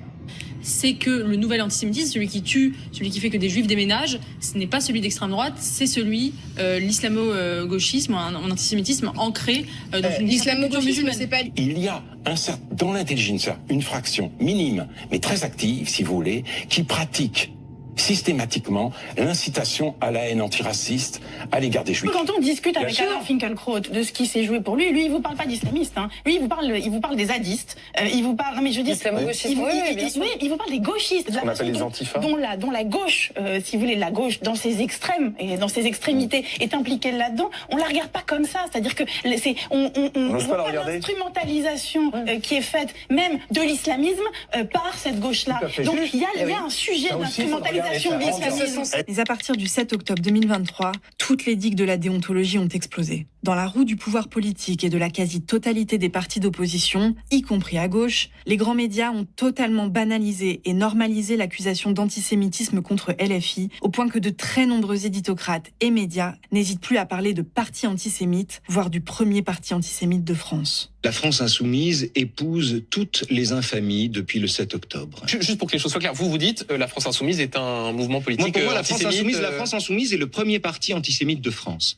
La France insoumise est un parti antisémite aujourd'hui. On vous en avait parlé dans notre toute première vidéo sur le traitement médiatique de Gaza, condamnation des attaques du Hamas jugées trop timides, puis volonté de les inscrire dans un contexte historique d'occupation coloniale. Les premières prises de position de LFI ont d'entrée de jeu nourri des procès continus en antisémitisme sur la base de 3 mots d'ordre: ambiguïté, relativisme et apologie du terrorisme. Samedi, les masques sont tombés, le gauchisme anticlérical se fait le compagnon de route du clergé chiite et l'antiracisme devenu woke s'accommode de l'antisémitisme. Je l'ai tweeté et je l'assume, Monsieur Mélenchon est devenu le porte-parole du Hamas en France. Qu'ils aillent chercher les voix des terroristes, il faudra qu'ils rendent des comptes à un moment. Moi, je le dis au premier imam de France qui est devenu Jean-Luc Mélenchon, ferme bien ta grande gueule. Cette campagne politique n'a jamais cessé depuis. À l'échelle des dernières décennies, on peut même affirmer qu'il s'agit là de la plus vaste campagne de diabolisation que la sphère politico-médiatique ait entreprise à l'endroit d'un mouvement politique d'opposition, à l'image de la répression subie par le mouvement de solidarité avec la Palestine. À noter que le processus a des ressemblances frappantes avec la diabolisation de Jeremy Corbyn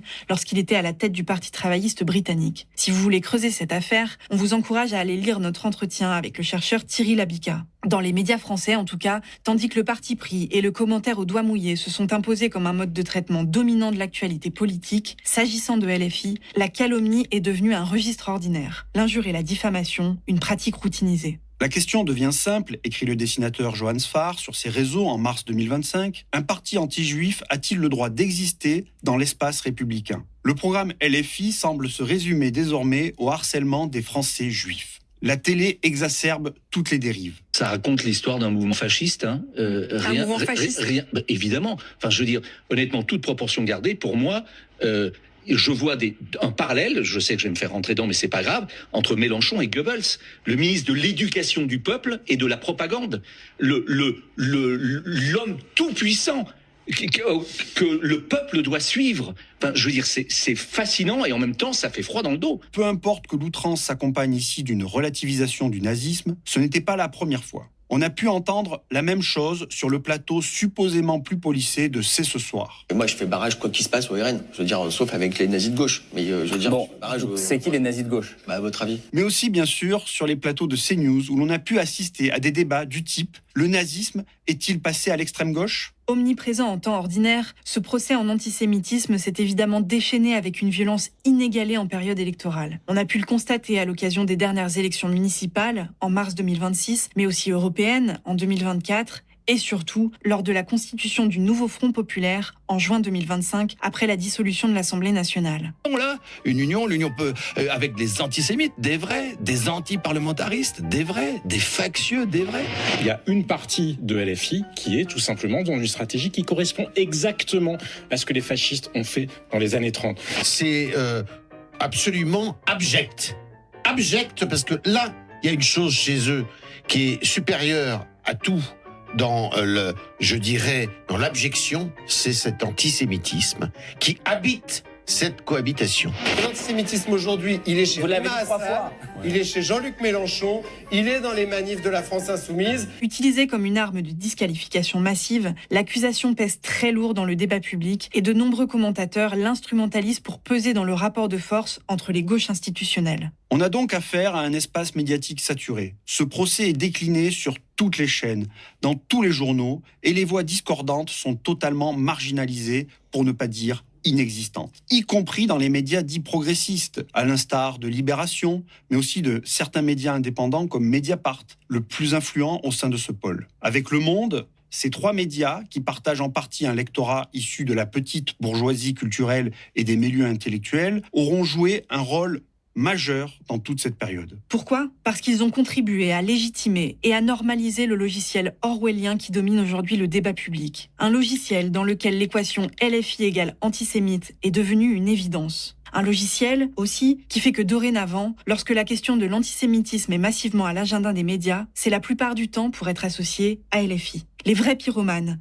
de droite et d'extrême droite, sont généralement écartés des actualités sur l'antisémitisme. Et ils font encore moins l'objet de séquences de stigmatisation et de médiatisation totale. Ils sont préservés du stigmate et, plus largement, lavés de tout soupçon en matière de racisme. Il y a un parti antisémite en France, un seul, et passionnément antisémite, comme l'a dit très justement Raphaël Enthoven, c'est la France Insoumise. C'est au Rassemblement national que l'antisémitisme peut être dit résiduel. Cette hiérarchie des normes à front renversé, on la doit au biais structurel du traitement de la question palestinienne, mais aussi, en partie, à une caractéristique particulièrement délétère du traitement de l'antisémitisme. Une caractéristique dont nous avons discuté avec Élie Dupré, porte-parole du collectif juif décolonial Tzedek, et qui se résume en un seul mot, la dépolitisation. Il y a un problème essentiel dans la manière dont les médias présentent l'antisémitisme. D'une part, en le distinguant systématiquement du racisme, alors que l'antisémitisme est un racisme spécifique, comme l'est la négrophobie, l'islamophobie, la romophobie, etc. Et d'autre part, en produisant quasi systématiquement un discours moral et dépolitisé à ce sujet. On en est bien souvent réduit, dans le discours médiatique mainstream, à dénoncer des tropes, des figures, l'emploi de dog whistles, c'est-à-dire de sous-entendus codés, et à mettre tout et n'importe quoi sur le même plan. Par exemple, l'assassinat d'Ilan Halimi ou les meurtres de Mohamed Merah d'un côté, et le fait de dire camper à Tel Aviv à propos d'un déplacement de Yael Braun-Pivet en Israël de l'autre. Et en effet, il faut bien admettre que le procès en antisémitisme contre LFI a été entretenu au fil d'un nombre incalculable de polémiques, toutes plus dépolitisées les unes que les autres. Des polémiques qui, à force de répétition, ont imprimé leur marque et créé l'évidence. Mélenchon s'est beaucoup discrédité, notamment dans le monde juif, ça va de soi évidemment, et donc, mais pas seulement. Un exemple spectaculaire a eu lieu dernièrement avec la polémique Epstein, lorsqu'en meeting à Lyon, fin février, Jean-Luc Mélenchon a évoqué la prononciation du nom du pédocriminel en raillant les discussions de la presse à ce sujet. 22 secondes sont alors isolées et postées sur les réseaux sociaux. 22 secondes qu'on peut juger tout à fait dispensables et vraiment peu intéressantes en elles-mêmes, mais 22 secondes extraites d'un meeting d'1h40 ayant longuement traité d'antiracisme, d'antifascisme et célébré la résistance lyonnaise face au nazisme et aux collaborationnistes de Vichy. Remises à leur juste place, ces 22 secondes auraient donc pu être une non-affaire. Elles ont déclenché, au contraire, un scandale politico-médiatique national. Mélenchon souffre du syndrome Dieudonné dans Le Parisien. Il est comparé à Soral dans L'Opinion, à Trump dans Libération, à Jean-Marie Le Pen dans le reste de la presse, et plus si affinité. Jean-Luc Mélenchon est un lointain héritier de Drummond. Le procès d'intention tient lieu d'informations absolument partout. Et à nouveau, des médias mainstream à une large part de médias indépendants, aucun discours discordant n'est toléré. Ce qui confère à ce type de séquence des connotations totalitaires. On vous parlait tout à l'heure du rôle délétère qu'auront pu jouer Le Monde, Libération et Mediapart. Eh bien, cette séquence en donne un très bon exemple, notamment du point de vue du manque de pluralisme et des choix d'agenda. Entre le 27 février et le 19 mars 2026, Le Monde a publié pas moins de 8 articles, tribunes ou interviews à propos de cette polémique Epstein, univoque, à l'image de la sentence prononcée par l'éditorialiste Philippe Bernard. La question n'est plus de savoir si Jean-Luc Mélenchon est antisémite, c'est de comprendre pourquoi on l'applaudit quand il jette en pâture des non-juifs. Le 27 février, les lecteurs de Mediapart ont quant à eux croisé pas moins de 5 contenus consacrés pour tout ou partie à cet événement. 2 dépêches AFP, un compte-rendu du meeting lyonnais évoquant brièvement cette affaire, et 2 articles spécifiques supplémentaires sur cette affaire encore, dont un édito grandiloquent d'Edoui Plenel, Jean-Luc Mélenchon, la faute de trop. Du côté de Libération, qui n'hésite pas à faire sa une sur la dérive de Mélenchon, le bilan est encore plus impressionnant. Le 27 février, version papier et web confondus, on a pu lire l'association Jean-Luc Mélenchon et antisémitisme pas moins de 10 fois. 6 contenus à part entière sont publiés sur la polémique Epstein et 4 articles supplémentaires en font mention. Dans les 5 jours qui suivent, ce sont 4 nouveaux contenus spécifiquement dédiés à l'accusation infamante d'antisémitisme et une évocation dans 3 articles supplémentaires. À titre de comparaison, lorsque la ministre déléguée à l'égalité femmes-hommes, Aurore Berger, reprend en toute connaissance de cause une expression caractéristique de l'extrême droite antisémite, eh bien dans Libération, ça donne seulement un article à part entière et une mention en 5 jours. À l'image de ce que produisent les grands médias depuis bientôt 3 ans, cette économie éditoriale à front renversé nous dit tout ce qu'il y a à savoir de la terrible instrumentalisation de la lutte contre l'antisémitisme, mise au service de la criminalisation de LFI et, plus largement, du mouvement de solidarité avec la Palestine. Car comment peut-on expliquer un tel acharnement ? Il est évident que la France insoumise paye extrêmement cher son soutien politique à la cause palestinienne. L'éditocratie ne lui pardonne pas de dénoncer un génocide à Gaza, de faire des happenings, d'exiger des sanctions à l'égard d'Israël, de dénoncer les instrumentalisations à l'œuvre dans la lutte contre l'antisémitisme, ou encore de critiquer publiquement des personnalités politiques et médiatiques qui auront passé leur temps à minimiser ou à légitimer les crimes de l'État d'Israël. Dans ce contexte, il n'est pas étonnant que Rima Hassan ait été la personnalité insoumise à avoir cristallisé et concentré la plus grande violence médiatique. Et ce, dès mars 2024, où son ralliement à LFI à l'occasion de la campagne pour les élections européennes a déchaîné les partis pris racistes, les calomnies, les mensonges, le confusionnisme et le soupçon permanent. Rima Hassan, je le disais dans le sommaire, vous êtes régulièrement accusé d'ambiguïté. J'aimerais qu'on s'y arrête. Et c'est vrai que d'une certaine manière, on peut dire que Rima Hassan cultive une certaine ambiguïté. N'y a-t-il pas une ambiguïté quand on reprend les slogans du Hamas? Je vais quand même donner l'interview, ça ne vous embête pas, mais est-ce que vous n'êtes pas en train d'instrumentaliser le drame vécu par les Palestiniens à des fins électoralistes en France? Et le moins qu'on puisse dire, c'est que ça ne s'est jamais arrêté depuis. Derrière ces différents procès, il y a un point commun qui saute aux yeux, en particulier si on les replace dans le contexte du naufrage des grands médias autour de la question palestinienne. Ce qui vaut fondamentalement à LFI d'être mise au banc, c'est d'avoir milité sans relâche pour rendre visible la Palestine dans un espace politique et médiatique structurellement marqué par l'invisibilité et la déshumanisation des Palestiniens. Et c'est d'avoir cherché à rendre visibles les crimes et l'impunité de l'État d'Israël dans un espace politique et médiatique saturé par la propagande israélienne, au lieu de la production du récit des crimes sans criminels. Un engagement qui, pour terminer, a réactivé le mot d'ordre du clientélisme, déjà associé aux insoumis en raison de leur position sur l'immigration et de leur dénonciation de l'islamophobie. Moi, j'ai connu un Jean-Luc Mélenchon qui était un apôtre de la laïcité, qui n'aurait rien cédé sur les valeurs républicaines. Ce Mélenchon-là, c'est un Mélenchon qui était opposé à toute revendication identitaire appuyée sur des dogmes religieux, quelle que soit la religion. Et le voici depuis quelques années, au moins depuis 2019, sans doute un peu avant, converti à des revendications issues de l'islam politique, qu'on a pu croire dans un premier temps être simplement un calcul électoral pour complaire à un certain électorat. On n'attrape pas les mouches avec du vinaigre, et dont on voit depuis le 7 octobre que peut-être il y a une racine idéologique plus profonde. Pierre, ramène un peu la schnouf. Dans les grands médias désormais, toute action de LFI liée de près ou de loin avec la question palestinienne ou la lutte contre les discriminations est interprétée comme une volonté de séduire les banlieues et d'attirer le vote musulman. Ce type de commentaire de cuisine politicienne, raciste et confusionniste, s'est imposé comme une évidence omniprésente. À tel point que là encore, il est parfois difficile de distinguer Libération du journal du dimanche. Quand Marine Le Pen se dédiabolise, Jean-Luc Mélenchon se diabolise. Il n'est plus dans le schéma de la revendication de 2 États pour la même terre, mais dans un tout autre discours, qui est finalement celui du Hamas, les Juifs dehors. Il flatte les banlieues musulmanes qui sont facilement anti-israéliennes et qui glissent parfois dans l'antisémitisme.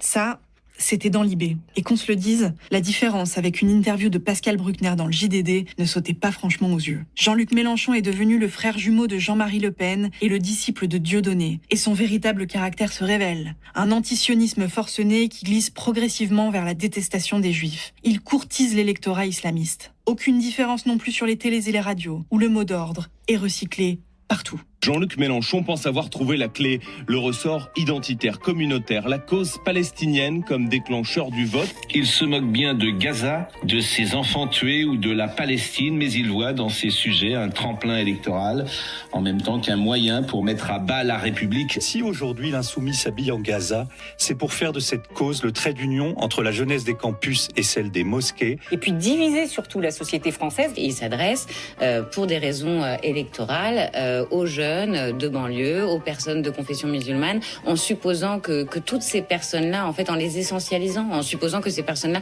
forcément, seraient flattées et attirées par un discours ambigu avec l'antisémitisme à minima. Quel est le rapport ? Pensez-vous qu'il y a des gens qui sont antisémites pour aller chercher le vote musulman ? Ah oui. Vous avez utilisé le marteau-pilon pour travailler dans votre électorat clientéliste. Vous avez fait ce jeu-là. C'est quoi notre électorat clientéliste, vous avez été des apprentis C'est quoi notre électorat clientéliste ? L'électorat musulman dans les banlieues. Ça, c'est une clientèle, l'électorat musulman. Mais bien sûr, ça a été fait par vous. C'est raciste, en fait, ce que vous dites, monsieur. Voilà. On n'a pas le temps de développer ici tous les impensés, les fantasmes et les ressorts de ce prêt-à-penser raciste. On vous renvoie pour cela aux 2 articles que nous lui avons consacrés. Mais on peut peut-être quand même souligner une chose. L'accusation de clientélisme, dans des proportions telles et avec des connotations systématiquement négatives, participe d'un traitement médiatique d'exception pour LFI et les musulmans. Tous les partis politiques choisissent d'ériger tel ou tel sujet en combat politique de prédilection. Mais aucun de ces choix programmatiques n'est systématiquement commenté par les journalistes au prisme des arrière-pensées électorales supposées qu'ils dissimuleraient et du type de public que tel ou tel parti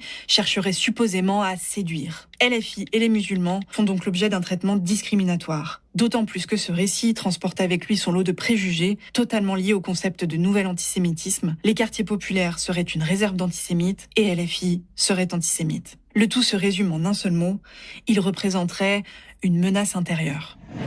Disqualifiée pour archaïsme, exclue de l'arc républicain, la France insoumise est aussi décriée pour sa violence et pour non-respect des codes de la bienséance. C'est le 3e panneau de notre triptyque, une formation infréquentable, ou, pour le dire autrement, le parti du désordre. Les éditocrates endossent ici un rôle de directeur de conscience. Ils délivrent des certificats de bonne conduite. Et une chose est sûre, depuis plus de 15 ans qu'ils sont radiographiés, LFI en général, et Jean-Luc Mélenchon en particulier, n'ont jamais décroché leur brevet. Que leur reprochent les chefferies médiatiques ? De ne pas savoir se tenir comme il faut. Outrance à répétition, effet de manche, récit alternatif et contournement des médias, la stratégie du leader de la France insoumise interroge et rappelle à bien des égards celle du candidat et maintenant du président Trump. Dès la fin des années 2000, le verbe haut de Jean-Luc Mélenchon polarise le commentaire médiatique. Vous connaissez, bien sûr, le bruit et la fureur. Ce mot de Shakespeare, qui a donné son titre à un roman de William Faulkner, a été utilisé par le dirigeant politique au moment du congrès du parti de gauche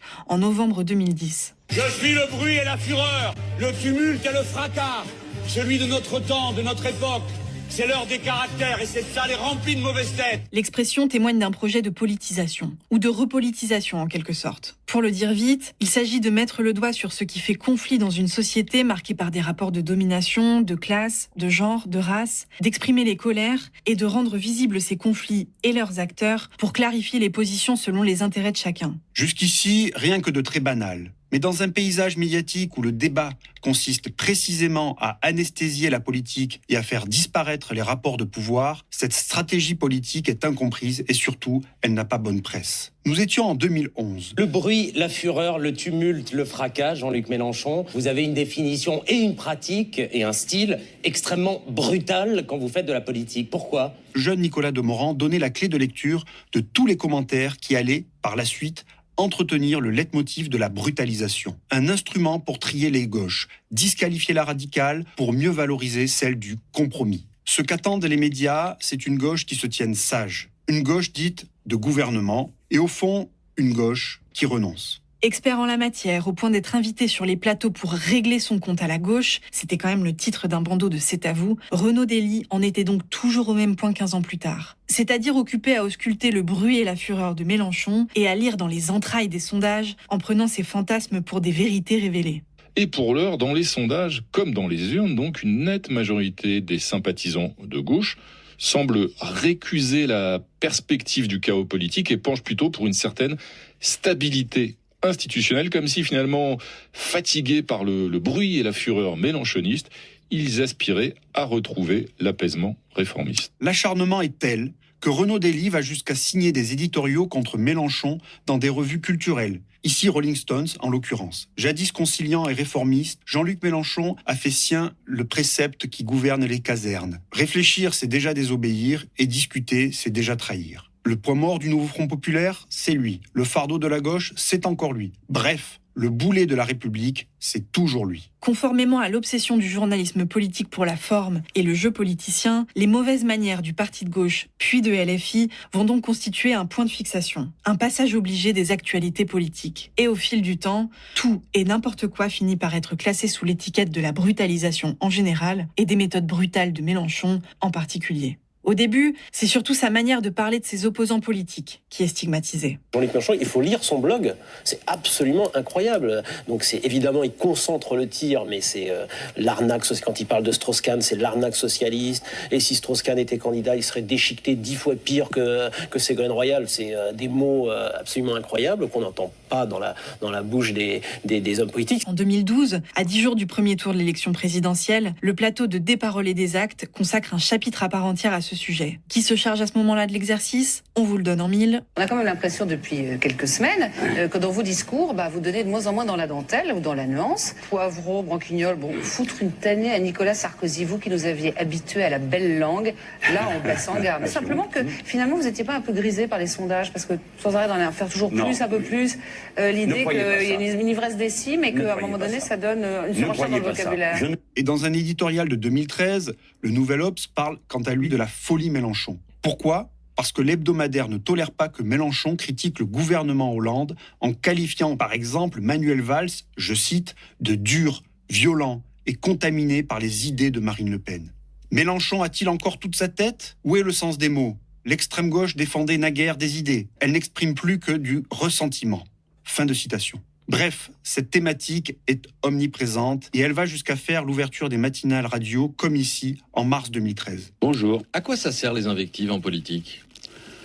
Je ne sais pas, c'est à vous que je pose la question, c'est vous l'observateur, moi je suis l'invectiveur. Oui, Les années passant, ça a continué sur ce ton. Il faut dire que le business médiatique du buzz s'y retrouve plutôt bien. Ce que les grands médias appellent les provocations de Mélenchon n'ont jamais cessé de faire la une, au point que dans certains journaux, on a presque l'impression qu'il existe une rubrique à part entière là-dessus. La brutalisation de LFI, la bordélisation de LFI, toutes ces expressions font partie du jargon des journalistes politiques. Et peu à peu, certaines polémiques en sont venues à saturer les écrans. En 2018, par exemple, où les images des perquisitions, et en particulier de la réaction de Jean-Luc Mélenchon, sont diffusées et commentées en boucle. Tournées par quotidien, elles font le feuilleton de l'autoritarisme. L'émission d'infotainment de Yann Barthès, condensée chimiquement pure de ce que le journalisme politique sait faire de pire, en fait d'ailleurs une véritable image de marque en les utilisant pour son générique. Saturation, encore, pendant l'examen de la contre-réforme des retraites à l'Assemblée en 2023,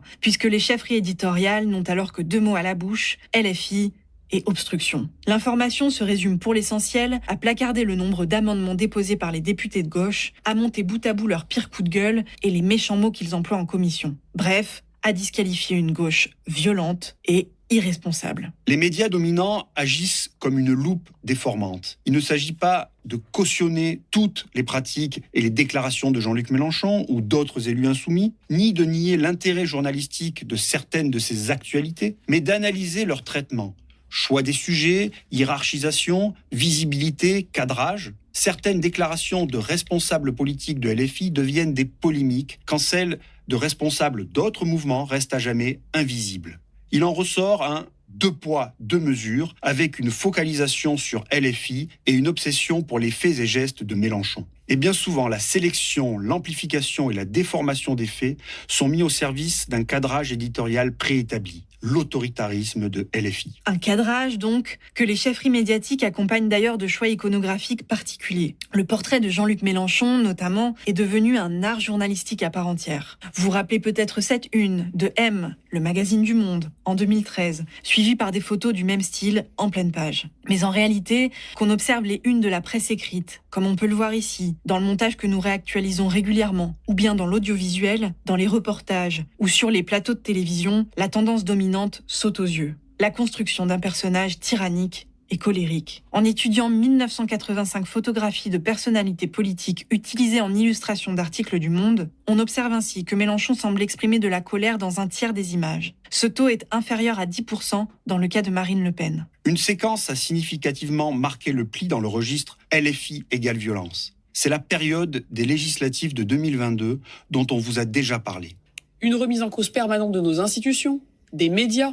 Ils veulent au fond l'anarchie, le désordre, la soumission. Face au bon score du premier tour, les grands médias se sont tout de suite inquiétés d'une victoire de la NUPES sous domination de la très méchante et très violente France Insoumise. Il fait un score impressionnant compte tenu en plus de sa radicalité. Je ne suis pas sûre que tous les électeurs soient aussi radicaux qu'il n'est, mais quelque part par sa radicalité, par ses penchants autoritaires, par certaines de ses démagogies programmatiques, il empêche quand même le diagnostic de ces mécontents, de certains mécontents, d'arriver jusqu'au pouvoir. Ça va être compliqué dans les prochaines années, même au Parlement.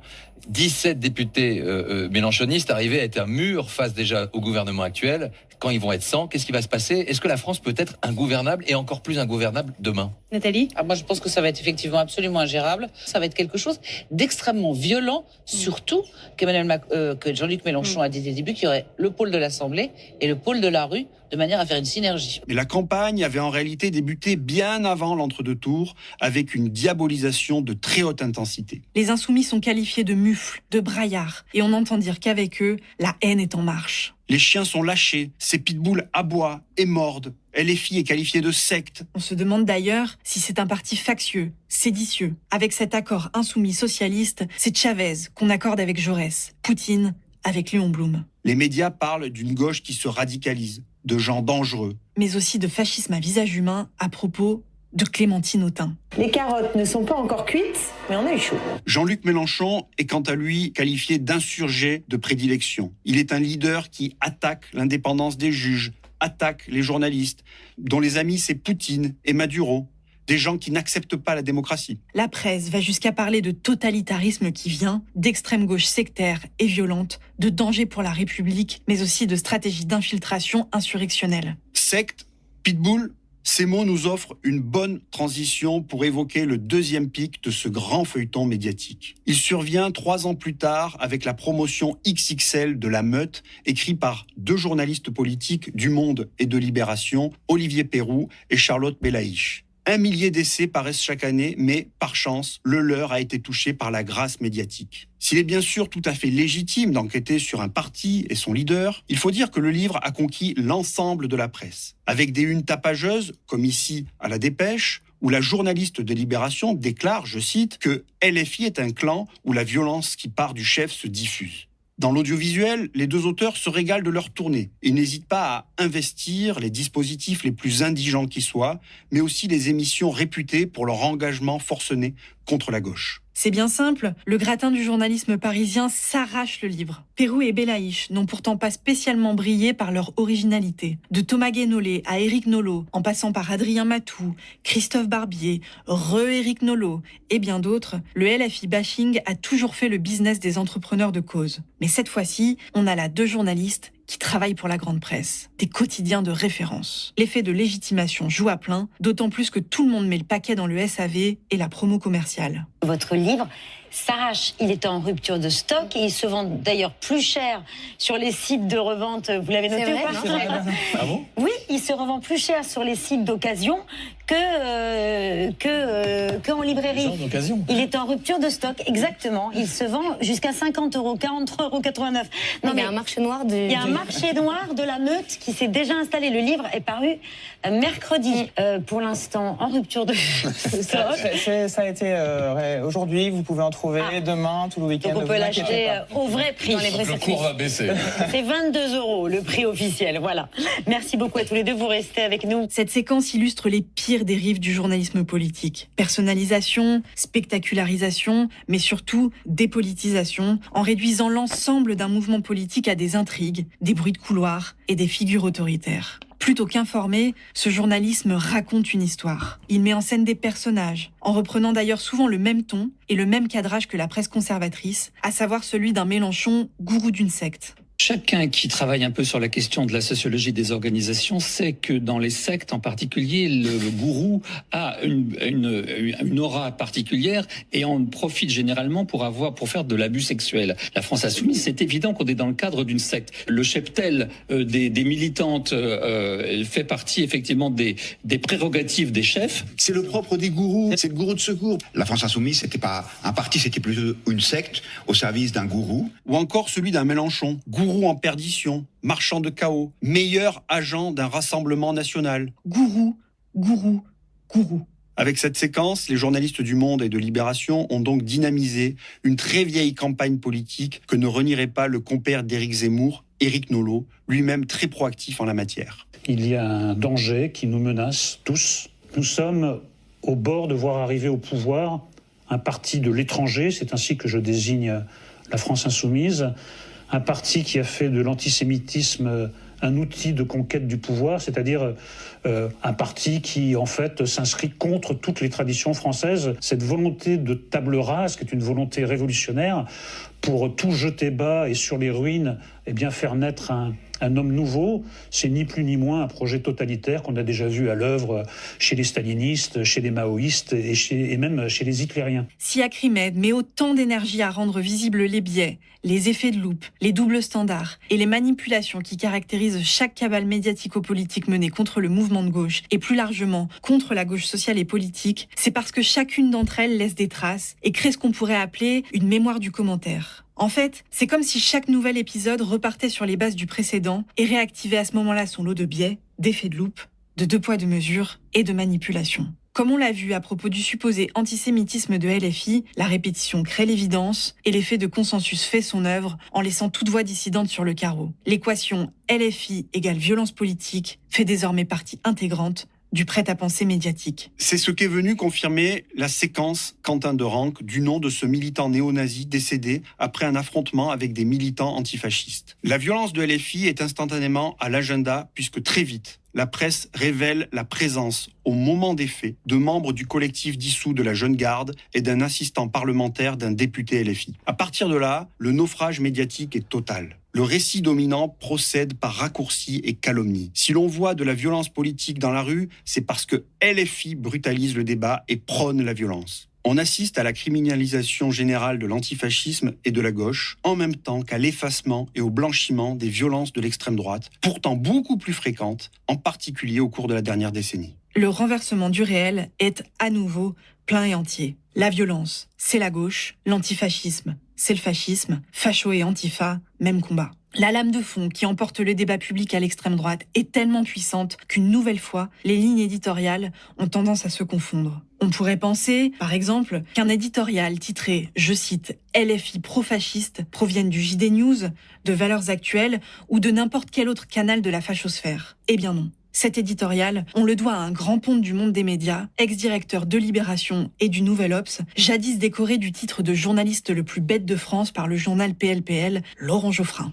Pataugeant dans l'affaire de Ranc, embourbé dans ses tribulations antisémites, Mélenchon riposte en s'érigeant soudain en chef autoproclamé de l'antifascisme français. Depuis la dissolution, LFI n'a cessé de tympaniser l'opinion avec ses vociférations, de transformer l'Assemblée nationale en un champ de foire. Ses gesticulations permanentes, ses insultes lancées à la volée contre le reste de la gauche ont permis au RN d'apparaître en regard comme un modèle de modération et de réalisme. Le leader Maximo a réussi ce tour de force. Chacun va bientôt comprendre que voter pour lui au premier tour, c'est voter pour la victoire du RN au second. Dénigrés en leur absence, les responsables de LFI ont aussi subi d'incroyables gardes à vue sur les plateaux. Un journalisme de meute, inquisiteurs et policiers. Le but des intervieweurs n'était pas d'organiser équitablement le débat politique, ni même d'en rendre compte, mais de se payer LFI. Et de France Inter à BFM TV, en passant par France Info, RTL, LCI ou TF1, les interrogatoires étaient interchangeables. Tous verrouillés, encadrés par les journalistes les plus en vue. La manière avec laquelle on essaye de rendre responsable Raphaël Arnaud, qui n'est aucunement concerné par l'enquête... Ça veut dire qu'il ne va pas être exclu de la France Insoumise ? Certainement pas, madame. Certainement pas. Pas même suspendu, Manuel Rampal ? Madame, pardon. Vous avez des responsabilités. Vous êtes des médias. Donc il ne sera ni exclu ni suspendu aujourd'hui, Manuel Bompard. Non, pardon, c'est important parce que Maud Bréjon, la porte-parole du gouvernement, vous appelle à l'exclure. Oui, mais la question qui se pose et qu'interroge la classe politique, c'est le rapport de LFI à la violence, à la brutalisation, comme le pointent vos adversaires. Ça, c'est autre chose. Vous assumez aujourd'hui d'avoir investi comme député le fondateur d'un groupe d'ultra-gauche violent. Vous assumez. Vous dites sérieusement que les groupes Antifa aujourd'hui, ils font vraiment uniquement de l'autodéfense et ils sont là juste pour s'organiser. En à peine 20 minutes, dans cette interview de France Info, Manuel Bompard a été coupé pas moins de 64 fois, c'est-à-dire une fois toutes les 18 secondes en moyenne. À titre de comparaison, la veille, les mêmes intervieweurs ont consacré un temps équivalent à interroger François-Xavier Bellamy sur le sujet Quentin Derenque, environ 18 minutes. L'eurodéputé LR a été interrompu 18 fois, c'est-à-dire une fois par minute en moyenne, 3 fois moins que Manuel Bompard. Et faut-il le préciser, le ton n'était pas du tout le même. C'est quoi la suite? Qu'est-ce que vous attendez des LFI? Est-ce qu'il faut interdire LFI? Ce parti, pour vous, quoi, n'est pas digne d'exister, n'aurait pas le droit de se présenter aux élections? C'est quoi la suite logique à partir du moment où on constate tout ça sur LFI? Dans le cas de LFI, les interviews audiovisuelles sont donc pensées comme des espaces de mise au pas. Et parce que les députés jouent le jeu médiatique sur la forme, aller dans ces dispositifs, se plier aux questions-réponses, tout en refusant de jouer le jeu médiatique sur le fond, consentir aux injonctions et cocher les cases de la respectabilité, les intervieweurs se déchaînent. Et ça nous dirige tout droit au troisième et dernier point qu'on voulait aborder aujourd'hui. Pour une association de critiques des médias comme la nôtre, difficile en effet de conclure cette vidéo sans dire quelques mots des relations LFI-Média. On vous spoil tout de suite, c'est très conflictuel. Parce que moi, je me souviens de votre livre précédent, qu'ils s'en aillent tous, et on a tous reçu la dédicace, et vous avec. Franchement, c'est ce que je pense. Mais après tout ce qu'on vient de voir, comment s'en étonner? Là non plus, pas de prétention à l'exhaustivité, ni aucune caution donnée a priori aux différentes formes de critique des médias qu'ont pu exprimer LFI et Jean-Luc Mélenchon au cours des 15 dernières années, tant en actes que dans les discours. Et ce, d'autant qu'il faut le dire d'emblée, le rapport LFI-Média est évidemment très contradictoire et pas du tout homogène. En 2018, par exemple, le manuel de guérilla médiatique de la députée Raquel Garrido, cadre de LFI à cette époque, consistait à légitimer un positionnement du type « média à tout prix, média à n'importe quel prix ». Il s'agissait d'accepter les règles du jeu, de s'y plier en toutes circonstances et en toute connaissance de cause. Quitte à travailler comme chroniqueuse toutologue, rémunérée, et à investir les pires dispositifs qui soient sur LCI, Europe 1, RMC avec les grandes gueules ou encore C8 avec un fauteuil au terrien du dimanche de Thierry Ardisson, mais aussi dans l'émission Balance ton poste de Cyril Hanouna. Ce rapport aux médias, il n'a pas tout à fait disparu. LFI n'observe pas de boycott de CNews, par exemple, comme c'est le cas d'autres partis et d'organisations syndicales. Dans un autre registre, le député Louis Boyard a certes critiqué vertement Bolloré sur le plateau de Cyril Hanouna, mais la séquence ne faisait pas oublier que peu de temps auparavant, il était encore chroniqueur de l'émission. Ici, tu viens de parler du groupe Bolloré. Tu sais que t'es dans le groupe Bolloré ici. Qu'est-ce que tu viens foutre ici alors? Mais j'ai aucun problème. De Bolloré t'a donné de l'argent. Cyril, je suis député et toi, t'es censé être un responsable de médias. J'ai pas le droit de dire ça sur une chaîne télé. T'as tous les droits. Ici, t'as bien vu qu'on n'a jamais coupé personne, on est en direct. Redescendre de droits étages, Louis Boyard. T'étais député, t'étais chroniqueur ici, donc calme-toi. Mais attends, tu te rappelles pourquoi je me suis cassé? C'est nous qui on te prenait plus. Non, c'est moi qui vous ai dit parce que t'étais en train de dire fais des polémiques. Un jour, vous m'avez appelé, vous m'avez dit tiens des propos communautaristes. Moi, je peux le dire, bien sûr que oui. Moi, je t'ai dit on m'a demandé de le faire. En revanche, comme le montre aussi cet extrait, les députés insoumis n'hésitent pas à critiquer les médias dans les médias. Et comme le veulent les lois de cet exercice, les tirs de barrage sont automatiques. Désormais, nous sommes les nouveaux fascistes dans ce pays, selon Marianne. La une de Marianne, l'Express, LFI, danger public, et la une que vous avez fait aujourd'hui dans votre journal, le poison Mélenchon. D'accord, donc c'est la presse qui est responsable, Mathilde Panot. Non, mais c'est très important ce que vous venez de faire. Il y a une parole médiatique et politique. Il n'y a pas une liberté de la presse en France. Autre exemple, en novembre 2025, avec Manuel Bompard dans l'émission Questions politiques. On entend que vous célébrez Zoran Mamdani. Il est ouvertement pro-palestinien et il a repris en son temps un slogan, le slogan mondialiser l'intifada, en clair, faire la guerre aux juifs partout dans le monde. Et quand on lui demande de condamner le 7 octobre, et bien souvent il botte en touche, il répète que le problème c'est l'occupation d'Israël. Est-ce que ça ne vous choque pas? Il y a 3 fausses informations dans ce que vous venez de dire. Pardon, madame, de vous le dire, mais je crois que vous êtes ici pour informer les gens et pas les désinformer. Et là, en l'occurrence, par votre question, vous les désinformez. Donc ne pas condamner le 7 octobre il a évidemment condamné le 7 octobre. Madame, s'il vous plaît, franchement, donnez des informations qui sont exactes, parce que sinon, vraiment... Alors, une information exacte. Il lève des fonds pour l'UNRWA. C'est une agence onusienne qui est accusée de collusion avec le Hamas. Madame, ça, c'est pas un problème aussi? L'UNRWA, Oui. Vous parlez d'une agence de l'ONU. Il y a eu une enquête qui a été faite sur ce sujet, sur cette soi-disant collusion avec le Hamas. Quelles ont été les conclusions de cette enquête, madame ? C'est qu'il n'y avait aucune collusion avec le Hamas. Franchement, vous vous rendez compte de la question que vous êtes en train de me poser ? On a choisi ce passage parmi d'autres parce qu'il permet vraiment de se rendre compte de l'importance de ne pas se plier au cadrage des journalistes et de les remettre en cause. Cette séquence a d'ailleurs valu une mise en demeure à France Télévisions, puisque l'Arcom a tout de même fini par reconnaître des manquements caractérisés aux principes d'honnêteté et de rigueur dans la présentation et le traitement de l'information. Cette critique des médias en acte, elle est loin d'être une nouveauté chez LFI. En particulier si l'on regarde du côté du rapport de Jean-Luc Mélenchon lui-même aux médias. Dès ses débuts à la tête du front de gauche, il est vrai que les chefferies médiatiques identifient chez lui les propriétés du bon client. L'intéressé s'est enjoué, il connaît très bien ce milieu et ne déserte pas les médias, sans pour autant affectionner l'exercice en tant que tel, loin de là. C'est que le responsable politique a développé une intolérance aiguë aux dispositifs médiatiques et aux pratiques ordinaires du journalisme politique. Il n'a d'ailleurs jamais caché ses critiques des grandes émissions politiques ou des matinales radio, perçues comme des lieux de l'anti-pensée par excellence, où il est impossible de parler de fond. J'y vais parce que mes camarades me disent faut y aller, à tel, parce que ça fait longtemps que tu n'y as pas été. Mais moi, j'ai aucun plaisir à y aller. J'ai aucune émulation intellectuelle. Je sais que je vais dans un traquenard, qu'on va me poser des questions pourries, des trucs dégueulasses, et qu'il va falloir que je me réveille à temps pour pouvoir envoyer les saletés qu'on va me jeter à la figure. Si je dis non trop de fois, ils disent à l'antenne, Monsieur Mélenchon qui s'est dédié sans prévenir, qui est faux. C'est juste pour m'obliger à venir. Et venir cotiser à leur sale besogne. Cette critique, elle va évidemment de pair avec la critique du rôle professionnel et de la position sociale des intervieweurs et des animateurs vedettes. Et le moins qu'on puisse dire, c'est que Mélenchon ne joue pas du tout le jeu attendu à leur égard. Écoutez, il faut que vous habituiez à l'idée que toutes les professions peuvent être regardées, peuvent être critiquées, on peut s'intéresser à votre métier, vous n'êtes pas des vaches sacrées. Nous savons que les uns sont de gauche, que les autres sont de droite, que certains sont nos ennemis. Voyez-vous, il y a des gens qui me traînent dans la boue toutes les semaines, chaque fois qu'ils peuvent, madame. Alors ne me demandez pas de rester impassible et de tendre l'autre joue. Ils ne respectent pas les codes. Les rapports sont donc extrêmement conflictuels, pour ne pas dire exécrables. Et votre petite tyrannie intellectuelle pour essayer d'intimider les gens ne marche pas avec moi, car je suis prêt à me foutre de votre gueule pendant des heures. L'un des exemples les plus édifiants restera sans doute son passage dans la matinale de Nicolas Demorand sur Europe 1 en janvier 2011. Formule provocante, interruption, arrogance, contre-vérité. Ce jour-là, le présentateur avait multiplié les tentatives de déstabilisation, non pas pour obtenir des réponses, mais pour mettre en scène un conflit médiatique spectaculaire. Et ce qui devait arriver, arriva. Et le peuple qui vous a jamais élu, Jean-Luc Mélenchon. Ah bon ? Enfin, à des élections directes, au suffrage universel. Vous croyez au Sénat, ça se passe comme ça ? Eh ben, mon cher Demorand, figurez-vous que j'ai été élu... Et comme député européen, ça se passe comme ça Écoutez-moi, aussi ? j'ai été élu député européen dans la grande circonscription du Sud-Ouest, où personne n'était élu jusque-là avant moi du Front de gauche. Et j'ai recueilli 275 000 voix sur la liste que je menais. C'est-à-dire que pour élire un homme comme moi, c'est l'équivalent de 5 députés nationaux. Alors remballez vos grands airs de mépris à l'égard des élus. Ne me pointez pas du doigt, vous, s'il vous plaît, Jean-Luc Mélenchon. Je vous montre du doigt parce que vous passez les bornes.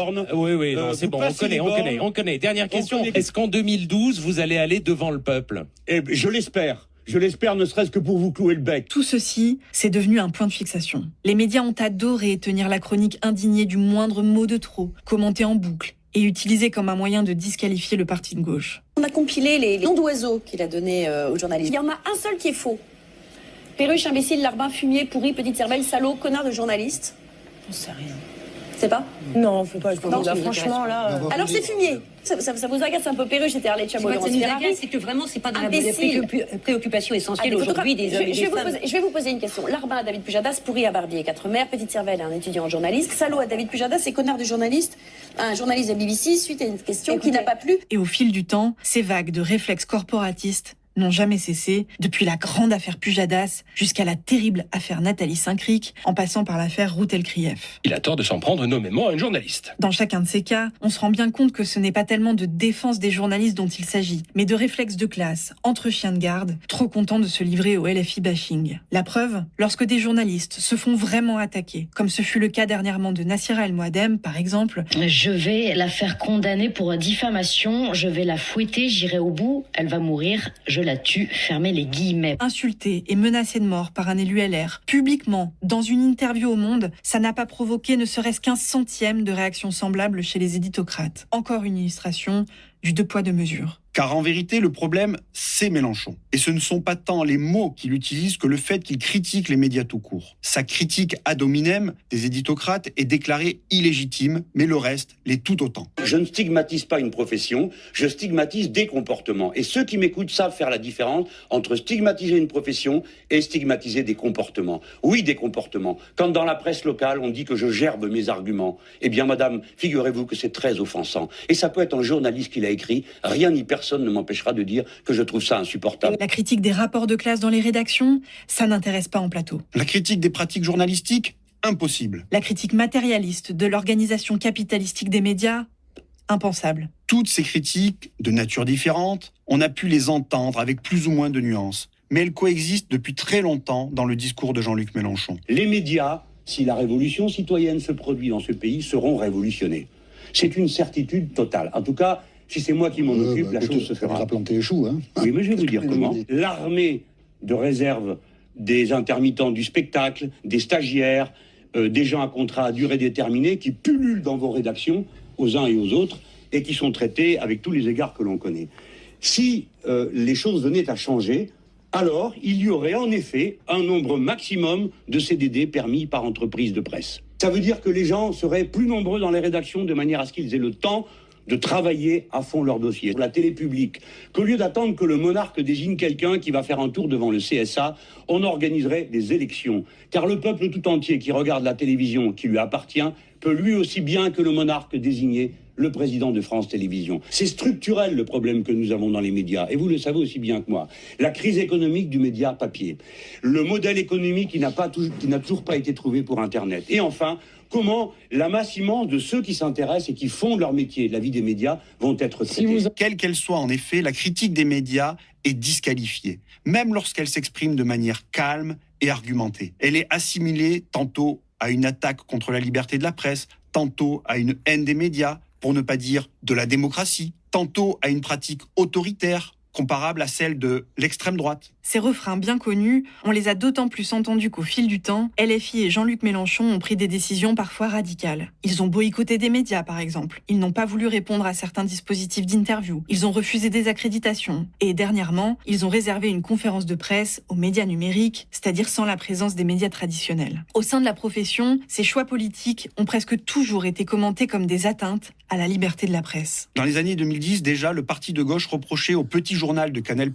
ses pratiques de bidouillage, ses montages tronqués, ses fausses informations. Et finalement, en janvier 2012, il a refusé l'accès d'une de leurs équipes à une rencontre avec des chômeurs. Atteinte à la liberté de la presse. L'indignation touche aussi Mediapart quand le dirigeant de LFI refuse de participer au jeu des questions-réponses en 2017. François Bonnet s'en indigne. Invité depuis un an, Jean-Luc Mélenchon a systématiquement refusé toutes nos propositions. Le leader de la France Insoumise préférait-il une presse soumise ? Ceci alors que d'autres responsables de LFI se rendent dans le journal. Alors pourquoi certains seraient-ils obligés d'accepter les invitations de tous les médias ? Tout le temps et en toutes circonstances ? Traquenard, c'est ainsi que vous qualifiez chaque question ou interview un peu piquante, d'où cette dernière question, Jean-Luc Mélenchon, qui a refusé dans cette campagne de répondre aux invitations de France Inter, de France Info, de Mediapart, de Libération ou de l'émission Quotidien. Jean-Luc Mélenchon supporte-t-il la critique ou la contradiction ? La question ne se pose pas, la question ne se pose pas, la question ne se pose pas. Le problème central chez de nombreux journalistes influents, c'est la dépolitisation. Ils traitent sur un pied d'égalité les stratégies de confrontation, peu importe qu'elles viennent du pouvoir, d'un ministre ou du chef de l'État par exemple, ou qu'elles soient issues de mouvements d'opposition. C'est-à-dire qu'il n'y a aucune prise en compte des positions de tel ou tel dans les rapports de force réels, rapports de force politiques, socio-économiques, idéologiques, etc. Et puis dans ce type de séquence, beaucoup de journalistes font comme si les médias n'étaient pas un champ de lutte, comme si les journalistes étaient neutres, leurs pratiques naturelles et tous les acteurs à égalité. Ces mythes professionnels servent bien souvent à délégitimer par principe les critiques adressées au journalisme. Pour le dire vite, puisque nous sommes si parfaits, à quoi bon entrer en conflit avec nous ? Pardon ? Vous êtes ici, on va vous exprimer. Et voilà, librement. donc je devrais que me taire et vous remercier en vous léchant les mains. Pas du tout. En vous disant combien vous êtes trop gentil de me donner la parole. Vous savez quoi ? Je vous aime. Formidable. Le peuple entier qui m'écoute se dit « Ah, comme ils sont bons !» Notre bon maître nous donne la parole. Du côté des dominés, pourtant, le rapport à la presse est une question très ancienne. Dans le mouvement social, par exemple, c'est un enjeu important depuis au moins 20 ans, comme on l'a vu dans notre dernier épisode, mais ça l'était encore plus au début du XXe siècle, dans un contexte de grève massive très durement réprimée. Régulièrement accusés de servir le gouvernement et le patronat en traitant avec mépris le mouvement ouvrier, les journaux qui avaient tant défendu la cause démocratique en 1881 deviennent la cible de militants exaspérés. À tel point que, dans les milieux syndicaux, on commence à se poser la question du rapport à entretenir avec les journalistes. Faut-il continuer à les accueillir dans les congrès et à répondre à leurs sollicitations ? L'historien Dominique Pinsol continue en expliquant, je cite, que ces réflexions sont menées jusqu'au plus haut niveau de la CGT avant de reproduire un article du secrétaire général de l'époque, Léon Jouot, dont on ne résiste pas à vous livrer quelques extraits. Un mouvement comme le nôtre ne peut se laisser bafouer, ridiculiser impunément. Où les journalistes, tout en usant de leur droit de critique, seront des informateurs consciencieux, honnêtes, selon la définition même de leur syndicat, ou bien eux et leurs organes devront cesser tout rapport avec les organisations confédérées. À eux de choisir. Pour nous, nous affirmons que nous ne laisserons pas accumuler les mensonges contre nos actes et nos paroles sous le couvert de reportages vrais. Nous en avons assez des journaux de basse police et des larbins de gouvernement. Avec tout ça en tête, comment ne pas soupirer devant le tollé médiatico-politique qui a suivi le refus par LFI d'accréditer à son université d'été en août 2025 le journaliste Olivier Peyroux du Monde.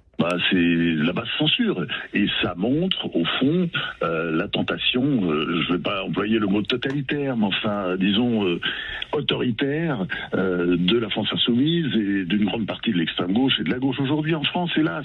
Ce sont des méthodes qui sont de plus en plus celles des populistes, ceux qui essaient d'exciter les basses passions populaires plutôt que d'essayer d'aider à outiller chacune et chacun de nos concitoyennes et de nos concitoyens. Le quotidien Le Monde lui-même ne faisait l'objet d'aucun boycott. Mais LFI a assumé ne pas vouloir accueillir le co-auteur du livre La Meute dont on vous a parlé un peu plus tôt. Cette action a généré des réactions de journalistes politiques sur place, des déclarations de syndicats, mais aussi des prises de position de personnalités politiques, d'éditorialistes, de cadres de maisons d'édition et surtout un communiqué d'une trentaine de sociétés de journalistes, dont celle de Blast, ayant dénoncé, je cite, un coup de semonce pour toute notre profession. Le Monde a dénoncé une entrave caractérisée à la liberté de la presse. Libération est entrée en résistance en annonçant le retrait de son journaliste de l'université d'été. Et Mediapart s'est insurgé du fait que LFI ait franchi, je cite, une ligne rouge jusqu'ici traversée par l'extrême droite.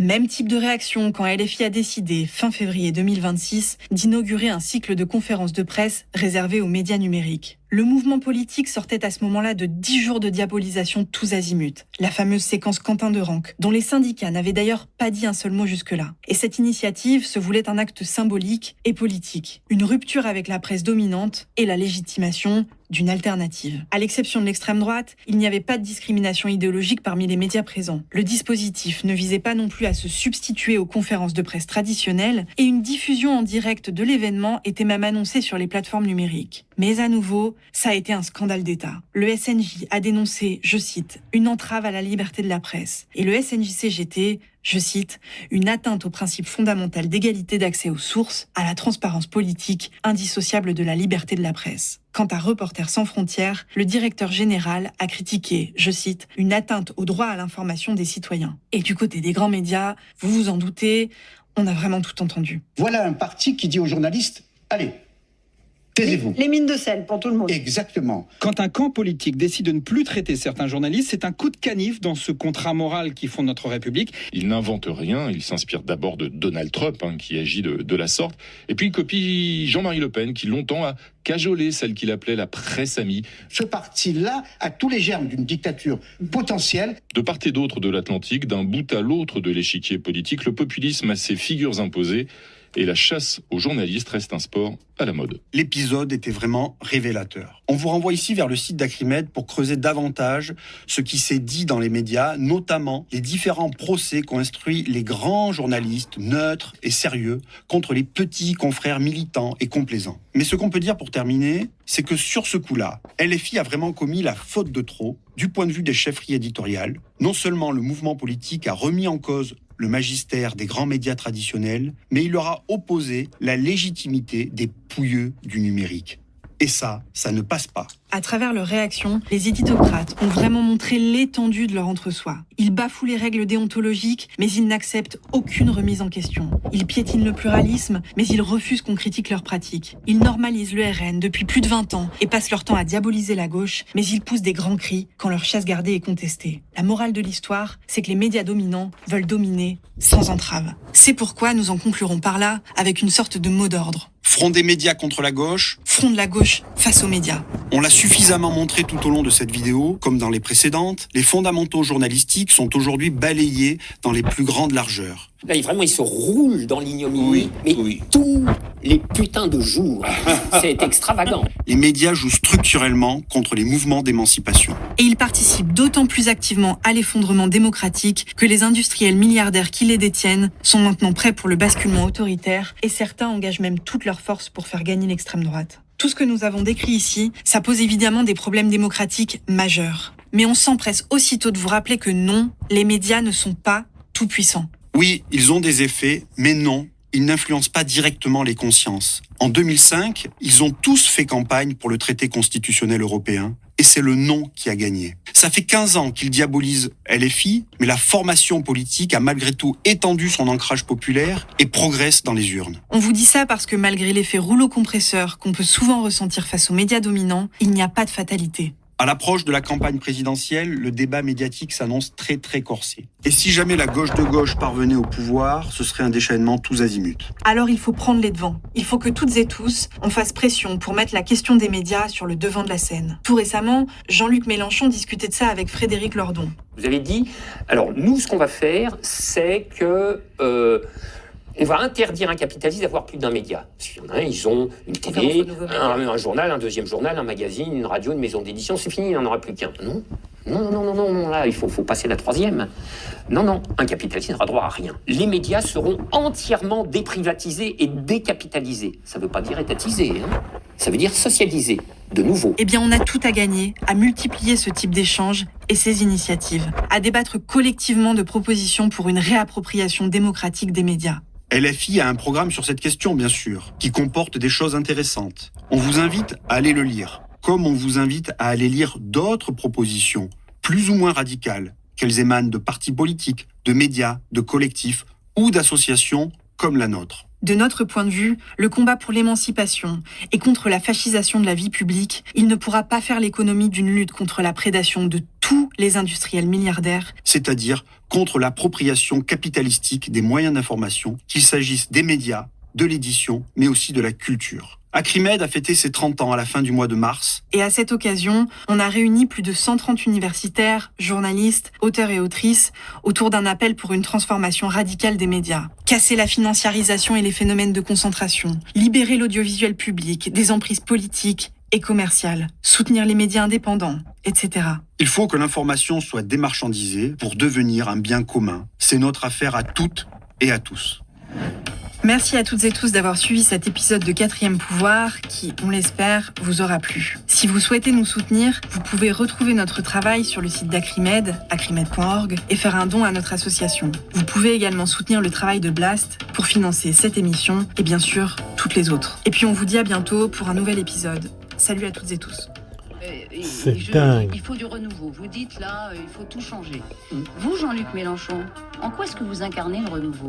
Vous aviez dit il y a quelques années qu'ils dégagent tous. Non, qu'ils s'en aillent tous. J'aurais dû dire dégager, j'aurais fait une meilleure carrière. Et ils reviennent tous. Et Jean-Luc Mélenchon, ils reviennent tous, y compris vous. Oui, et vous aussi d'ailleurs, vous avez remarqué.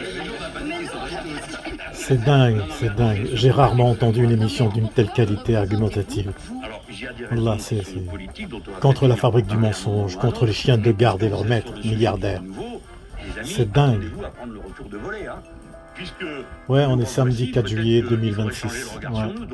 Merci Blast et merci Acrimed. Vous êtes tout le temps les mêmes, alors non, mais répondez à la question. Et vous, fallait pas commencer. Donc,